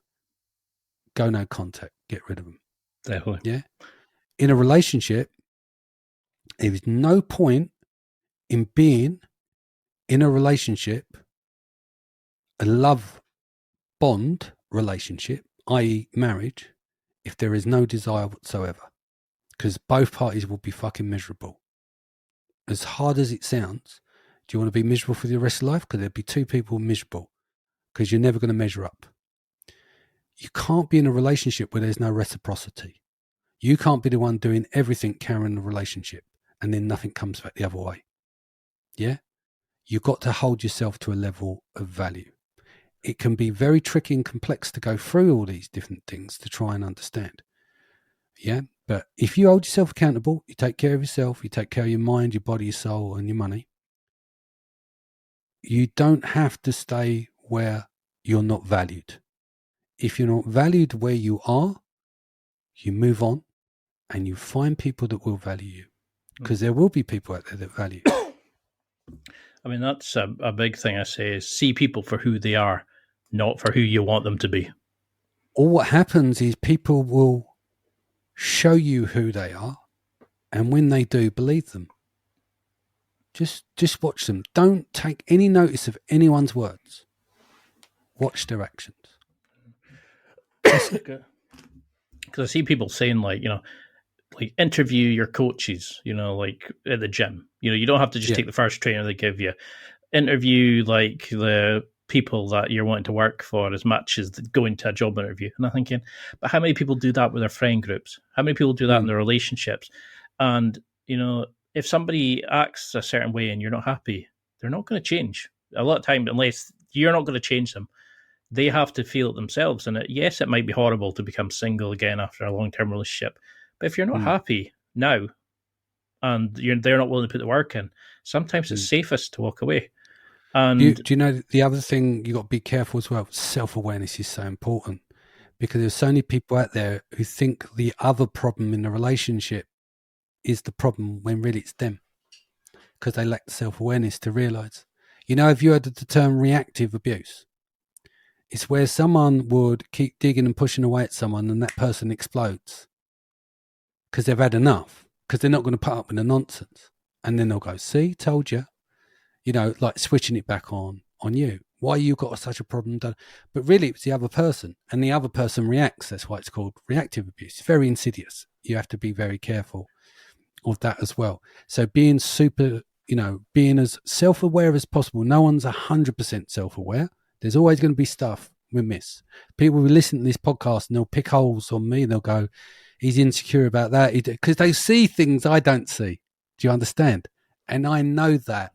And the more you self-aware you are, and the more you understand who you are as an identity, yeah? Who are you? Work out who that is first, yeah? Then become self-aware of your own behaviors. Then you'll be able to model that by watching other people's behaviors. And then you'll get a better, clearer picture if you can live in an objective reality and then make better informed decisions off that, You might be unhappy in a relationship, but you're the cause of the unhappiness for both parties. I love it because everybody else blames the other person. Nobody wants to say. Yeah, you can't. Yeah. Right. If you've had a string of jobs, right? You have a string of jobs, you get fired every 6 months. Whose fault is it really? If you can't last in a job. Do you understand? That's the thing. We go, okay, let's just say that you're in a relationship and you've been fucked over 6 times in relationships. 6 times. Not once, not twice, not 3 times, not 4 times, not 5, but 6 times. There's a pattern there. How do you stop that pattern? You heal the wounds, you find them, heal the wounds, and then you won't do that again. Do you understand? That's where the other thing is people that maybe are not conscious of what's going on, they're going to attract other people with wounds that go together like a glove. If you heal your wounds and you become neurotypical, more healthy, etc., in the middle of the spectrum, you're going to attract more people like you, not the old you. The new you will repel the other people if you were to draw in people of that nature, people that manipulate and stuff. I love it. I mean, there's so many areas I want to go into, and I know they're like podcasts on their own. But I mean, you've had a living relationship for 28 years. You've gone down like into therapy. You've gone from broke to successful, created businesses, and back etc. again. Yeah. I mean, for people who are listening, okay, and going, brilliant, I'm going to start working on myself. I'm going to do, like you were saying, building up this and that. And they're in a relationship, they want to make better, they want to have a deeper connection with their partner. They're becoming aware, because we do become aware of like Joe's problem, John's problem, but we don't see our own problems. How do we start connecting with our partners? Like from a guy who's been with somebody for 28 years, you must have figured this out. How do we we're dealing with our drama ourselves internally, but how do we make our relationship stronger? How do we have that identity in a relationship, but our own? How do we keep the romance alive and avoid the dead bedroom? How do we just have a good relationship, basically? All right. So this can be a tough area to navigate, right? Because it can be quite complex, because we're now dealing with an emotional versus logic plus a mixture of emotions, right? Mm-hmm. All of this has to be handled with care and kindness on your words, right? So let's start with, to have a functioning intimate relationship, there has to be attraction on both sides. Yeah? Otherwise, it's going to be a balance in there, right? You've also got to unpick if you've had years of resentment from the past that's built up in the relationship. Yeah? Another thing that some guys don't handle correctly is that you don't have the right to a woman's body, right? You're their partner and they're not your plaything, and not to be just picked up when you please, right? So I think the problem is as well is that intimacy starts outside of the bedroom. The lead up starts outside of the bedroom, right? But men are very visual and they're ready to go to drop a hat. So whereas most women need to build into it, you've seen it. The guy goes up to his wife, want a bit? And she's in the middle of doing something, all stressed out. Reality is, it's not going to happen. Yeah? And then he gets upset. He goes into his cave because he's just been rejected. So first thing is safety, right? So there's multiple layers, but the first three layers of safety for a woman is physical, mental, and emotional, right? There are more depending on the women, but they need to feel safe in order to open up and express themselves, right? Guys also forget sometimes as well, foreplay are words as well, not just physical foreplay. Foreplay is words. You lead up your text messages and stuff like that. You also got to remember that women have many types of orgasms, right? But only 20% or so of women orgasm through intercourse. And there's a variety of reasons, which I won't go into on this podcast because we start going down that road of sexual organs, and I'm just trying to keep it at top level as best as possible. It's difficult, isn't it? Yeah, and in some cases, some women won't have any orgasms, right? Especially if they're in their head and in the body. We had the people will joke, I was running through the shopping list. The lady needs to feel herself by being in her body and not just in her head to be distracted, yeah? The other side is not all women want to be like it's a porn shoot, yeah? So slow it down and then move for the gears, because there are no loads of guys that like jackhammers, right? But slow it down, right? So what you want to be able to do is you need to be able to communicate, right? It's no fun for a woman if you're the only one who's getting off, okay? So all women are different and they have unique things to them that they enjoy. So you have to understand that. And then there's always, as they develop and grow, there are other things that will interest them as well. So this stuff will develop after time. I mean, you've seen why a lot of one-night stands end in disaster is because neither party's explored over time. They haven't had that. It's a bit awkward, you know. You might see it on the TV, it all looks like it comes together. But you see how clumsy these things can happen because they don't know each other. Do you know what I mean? They've had a few drinks and stuff like that. So in a long-term relationship, you get to find out what both want and you're able to communicate that, right? Mm. And as crazy as it sounds, are you clean? Right? It sounds bad to ask this, but presentation matters, right? Women notice everything from your fingernails, your odor, your breath, your skin, nose hair, everything. And those little subtleties can make a difference as well. So here comes the tough talk. Your partner may not be sleeping with you because you let yourself go, right? So whilst most women are looking for a connection, she still needs to find that you're attractive. So look in the mirror and discounting your aging over time. Are you out of shape? And I'm not talking about a six-pack here or turning yourself into a Greek god, but self-respect here should be your priority, right? So if you want respect, then that's going to start with the self. You have to understand that a woman can love you but not respect you. And if she doesn't respect you, then there's little chance of desire. Here's the worst thing that can happen, though. You spend a year getting yourself into shape, right? But the union doesn't work out. You've just leveled up. Now you're going to have more options. You will stand out to between 1 in 100 to 300 men in their 40s and 50s because they won't be in the shape as you. You also have to remember that there are no websites or magazines that women consume with plus-size men. There's no do you understand where I'm going from? They're not necessarily looking for that, right? So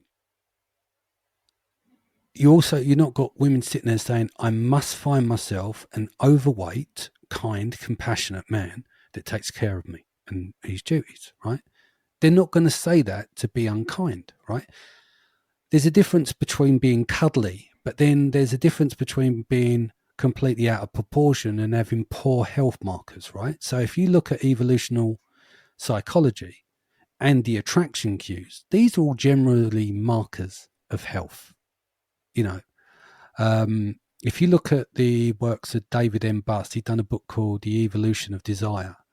And there's another book called Why Women Have Sex by Cindy Merton and David M. Buss. They trace back through evolution to the beginning of time to present day and then done these revisions through the book. The final part of that is, have you turned into one of the children? So your mother's love isn't what she's looking to have with you. Now, there's quite a lot of stuff I've gone through there, which can be kind of guys listening and going, "Ugh, I don't," it's hard to hear. But we all know men that, visually, we can stand to their attention and off we go to the races. But we have to consider our partners as well of their needs. So if you're in a long-term relationship and every week she's not getting what she wants from, the time that you're spending together in the bedroom, they're going to get bored, aren't they? They're not going to be as interested because it's one way. And sometimes what happens because of the lack of communication, a lady may think, I wish you knew how to do in their head. I wish you knew how to do this. You should be able to, they don't want to tell you because it kind of spoils it. But at the same time, if they don't tell you, they don't get what they want from it and then becomes a bit of a vicious circle. And then once you throw children in the mix, raising children, the tiredness, the washing, ironing, and anything that they're doing on that level as well, day job, whatever it may be, a woman needs to get into her body, and so she needs to feel relaxed to get into that zone. And I think maybe what happens is, because that's not communicated enough, the safety elements, the physical, the mental, and the emotional safety as well, or that a guy might only show attention at times of when they want sex. The rest of the time, they pretty much ignore their partner or don't pay them any compliments, take care of them, take them out for dinner, any of that stuff. And the only time they show attention is then. That becomes a problem as well. So I've kind of unloaded quite a lot of stuff there. But I think that's why 50%, we've got 50% of marriages with their bedrooms out there, because there's a lot of guys who don't understand half of what I've just said, that can play a role. Yeah. You know, you've got to remember men and women are different in biologically. We're equal across the board, but we complement each other. But our sexual attractions are differently. The way that we're programmed in that sense are different. And I think it probably takes a lot, because I think it's really unfair on guys when they get shamed. Oh, all you want is sex. All I hear about is I want da-da-da-da. If you turn around and said to a lady, oh my God, you're such a narcissist. Why do you need this attention? You know, that would be very cruel and disrespectful, because women need quality attention. They want to feel loved and cared for and stuff. So that shaming, it needs to stop, I think. I think that doesn't help anyone. And that's probably because generally guys' testosterone is 17 times that of a lady's. So their libido generally, not always, going to be higher than their partners. So it's trying to find that happy medium, respectful happy medium. I think the other thing that people have to bear in mind is charity sex, chore sex, using it as a tool, to get things. Yeah. I think that's a big red flag in a relationship. You want to avoid that. No one wants to feel like a charity. I've spoke to people about this before, because I know that experts will talk about that. It's not. Could you imagine saying to a lady, all right, I'm going to ignore you all week, but on Friday at 4:00 for 20 minutes, I'm going to show you some attention. So she waits all week to get a bit of attention. 20 minutes comes around.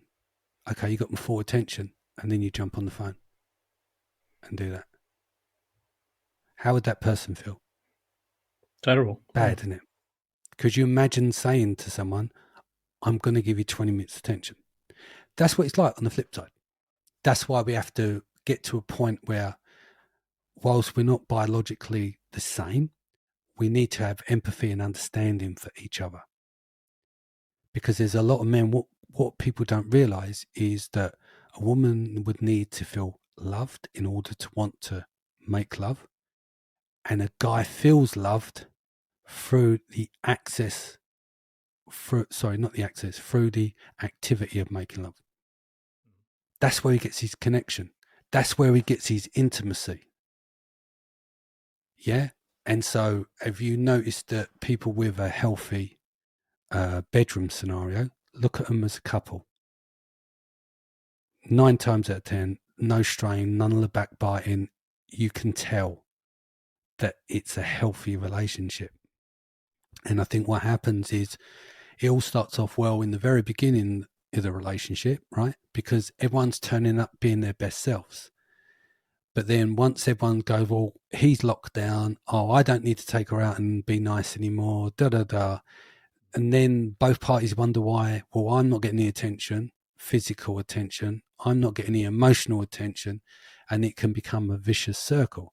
So as men, we need to make sure that our partners do get good quality attention and care. Because then you will never dead bedroom if you have burning desire for each other. No, I 100% agree with that. I see guys who treat it like I have to get mine, or it's almost like a competition. There's plenty of tools like sex bucket list, making a yes, no, maybe list with your partner. But I remember one of the girls I followed, an influencer, said the hottest thing a guy can do is look at you and say, "What are you into? What are you into?" And take it away from sex. Treat them like a human being. Treat them like somebody that you love. Like do things throw date nights. Take off the pressure. Like you're saying, is they need to feel secure and happy.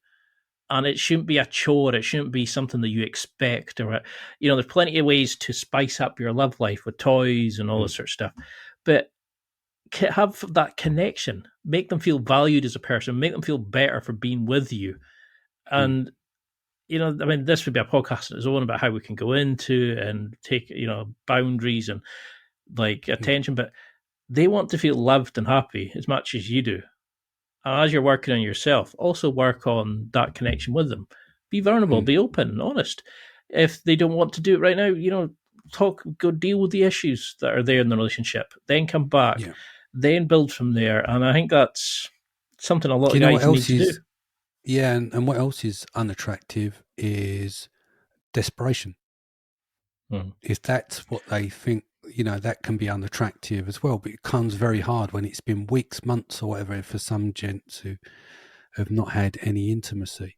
And that's the biggest thing, because I think the problem is people don't realise is that's where their connection, the exchange, the oxytocin starts to flow. You think when guys have made love, afterwards, what do you need to get done? Do you know what I mean? It's just like there's almost like a new layer appears. Yeah. And then what happens, you've got that connection. Let's call it being plugged in. And then it starts to dissipate over time. And then that person doesn't realise that they're just not doing as much. They're not as invested in doing that. Whereas if there's a regularity of that connection, the closeness is there, then what happens is you're going to do more for each other as well. Nothing becomes beyond too much to do. Do you know what I mean? But there's a difference between that and being manipulated and breadcrumbed and fed it. Like, well, you want a bit, you're going to have to do this, or you're not getting tonight, not how you be. That kind of, it's a doggy biscuit. That is toxic. And that should be, and it's the same as a guy controlling over a woman. It's all toxic. Get that insecure bullshit out of your relationship, because you're going to destroy it. Both of you will. And if you can't, separate. Do not put up with that kind of behaviour in any relationship. It's going to be hugely damaging, and that will reflect on the kids outside of the bedroom as well. Yeah, and it's like they say, it's like, don't try to get your love from somebody else. Find, deal with your issues, find self-love, and then don't expect your connection just by sex, by being part of what attracted you to that person in the first place. And like you're saying, it's better to be single than be unhappy. And this is a thing a lot of guys are struggling with. They're in unhappy relationships because they think they have to. They don't want to be single. And well, it's because generally, I think, and we've all been through it, is that you think to yourself, will I get anyone else? So you stay. And you shouldn't do that. And honestly, guys listening, level up in a year. Trust me, but people won't believe it until they experience the changes of the people around them. Because you've changed. The world hasn't changed. You've changed. You'd be very, very surprised what will happen. Guys are lucky in the sense that they can go on a diet, get in shape, dress better, be more confident, and they can all be a series of attraction cues. You mean a guy can be, I don't like using numbers, a guy could be a 4 or a 5 and get to a 7 or 8, or a guy can be a 6 and get to a 9, if you wanted to put numbers by him. We have opportunities because there's various different attraction cues that women find in men. Guys can actually take advantage of that. People go, yeah, but I'm bored. Women will not care if you're bored, if you're in tremendous shape and you look good. Do you understand? So you can offset that, and then you look at, yeah, but you're not 6 foot. I mean, I understand if what you got to look at is most women do want a guy taller than them. So what's the average height of a woman? Maybe 5'2", 5'3", 5'4", I know you see it online, yeah, but he's not 6 foot, or they will use filters and you see a big drop off. If I went on dating site, I'd lose out easy because I'm 5'11.5". In real life, who cares? Do you know what I mean? Because I still tower over most women anyway. So don't let that block you. Stay off the dating sites. Absolutely stay off the dating sites. It's going to do you no favors. This whole, I'll hit 100 people. and message them will just destroy your confidence and self-esteem unless you're the top 5% of men who they swipe on. So dating sites for general guys like you and I, if that was the case, don't even do the dating sites. Do everything in person because it's a different world. That's all synthetic. Some people just want your attention.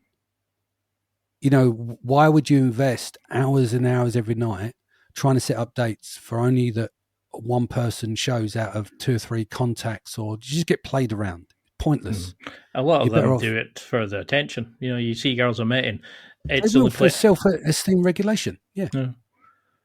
It's, I mean, it is sad, but I mean, it's like focus on your life, regardless of what, if you're in a relationship or whatever, you know, improve yourself, but also then use that confidence, self-esteem, self-love to make your relationship better, to connect better with your kids, you know, and it all starts with you taking that ability, that accountability in your life. And I think we could probably do a podcast in each of these areas, and we'll definitely have you back on. But what would you? I know we try to keep this top level, and you know it's just 2 hours, and we barely touch the surface in a lot of areas. But what would you want people to take from this? You know, if you had to have like a message or a call to action for guys who are 40 plus, or for any guys listening, really, what would you say to them to focus on, to self? Everything starts with the self, right? So if everything around you, if you got stuff that's not working, the world will not change. It's going to do what it's going to do. You change. And then your world gets better when you make those changes more often than not. So you've always got to focus on yourself. Don't worry about what everyone else is doing. Worry about what you're doing. Take care of your mental health. Take care of your body. Take care of your manners. Take care of your integrity. Look after those around you. But everything does come back to the self because you need to be self-aware. You need to have self-respect. You need to be worried about what you're doing in order to become a better person. I'm not talking about being solipsistic or narcissistic. I'm not talking about being selfish. I'm saying start with the self, you know, then work out all the things that you need to work on. Because if you've got a heal, only you can do it. That's the self. Yeah. If you understand who you are, you don't have a false self. You're actually constructed of the self, meaning you know who you are. That's self. If you've got a situation where you want to get in shape and get more healthy and you want to repair that, go down that road, it starts again with you. So it's not about being selfish. But most things can be fixed by focusing on you and working out what you need to do, not what everyone else is doing. Because when you start to level up and you raise your standards, what happens? Everything around you, the standards go up as well. Because you've raised yours. Meaning, like we spoke about friends earlier on, holding accountability, how to kill off your big friend group into a small one. Go and hold everyone accountable. It's like kryptonite to people. Instantly, you know who's on your team and you're on their team. Instantly, you'll know people that you can trust. Instantly, you're going to know who's real. Yeah? Ruthless accountability of what? The self. So it all starts with you. Everything's going to come back to you. If you want to give people better experiences and give your time to people and be a better person, you've got to work on you. So focus on that. Don't worry about what Bob next door doing, the neighbour you fucking hate, or that shit on Facebook, or someone on TV that bugs you. Because that's another thing. You know, when people get angry and triggered by stuff on Facebook, that's a shadow projection. So what's happened? You get triggered by that because there's something in there within you. People don't realise that as well. And we didn't even get into talking about doing shadow work and stuff like that because everyone has a dark and a light side, and the idea is that you would integrate it. Yeah. But it all begins and ends with you. Accountability, responsibility, self-awareness, everything. Because it's going to be a hard job. Like, it's a lot of hard work, and there's a lot of stuff we can cover in the next one. But I think that's the thing is people need to stop looking outward. They need to look in and realize true change, true happiness comes from there. And I That's love why it. it's called internal locus of control, not externally. It's internal. This is why you have agency, sovereignty. This is why you're an independent human being that individuates, that's separated from everyone else. It's down to you, the self. I love it. I love you've got such a great voice for this as well. You've got such a great understanding of it and the ability to be open and not helpful to so many people after everything you've been through, and to come out of it and say, I want to help people. That's such a unique way of doing it. And until we can get you back on, what would you want people to do now? How can they keep in touch? How can they find you on social media? Because I think you've got to do a plus 40 program. I think you've got to get the books and the TED Talks. How can we keep in touch with you and follow you on this amazing journey? I've just right now it's just at Men Plus 40 on Instagram.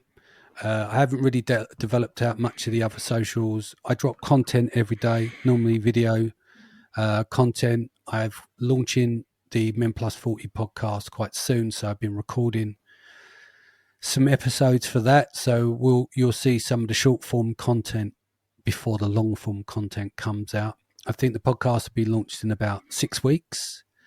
But right now, it's just been focusing on what we're doing and the structure for Men Plus 40. I've got a sketched outline for the book for the Evolved Man. We'll see how that goes. That's starting to take shape in terms of topics, etc. We'll be launching a brand as well. My wife's a product formulator, and obviously I have background in commerce. So I'd like to launch a Men Plus 40 brand for products for men.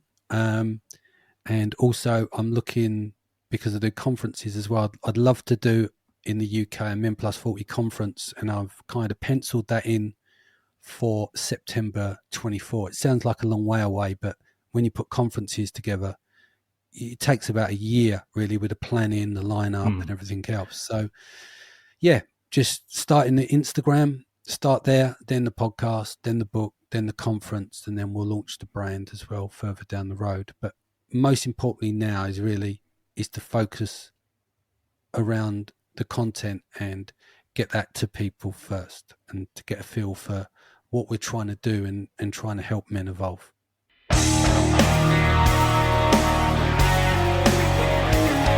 Well, that's it for another week, and thank you for listening. It's now time to take what you've learned and use it to develop and enhance your life with the key points mentioned.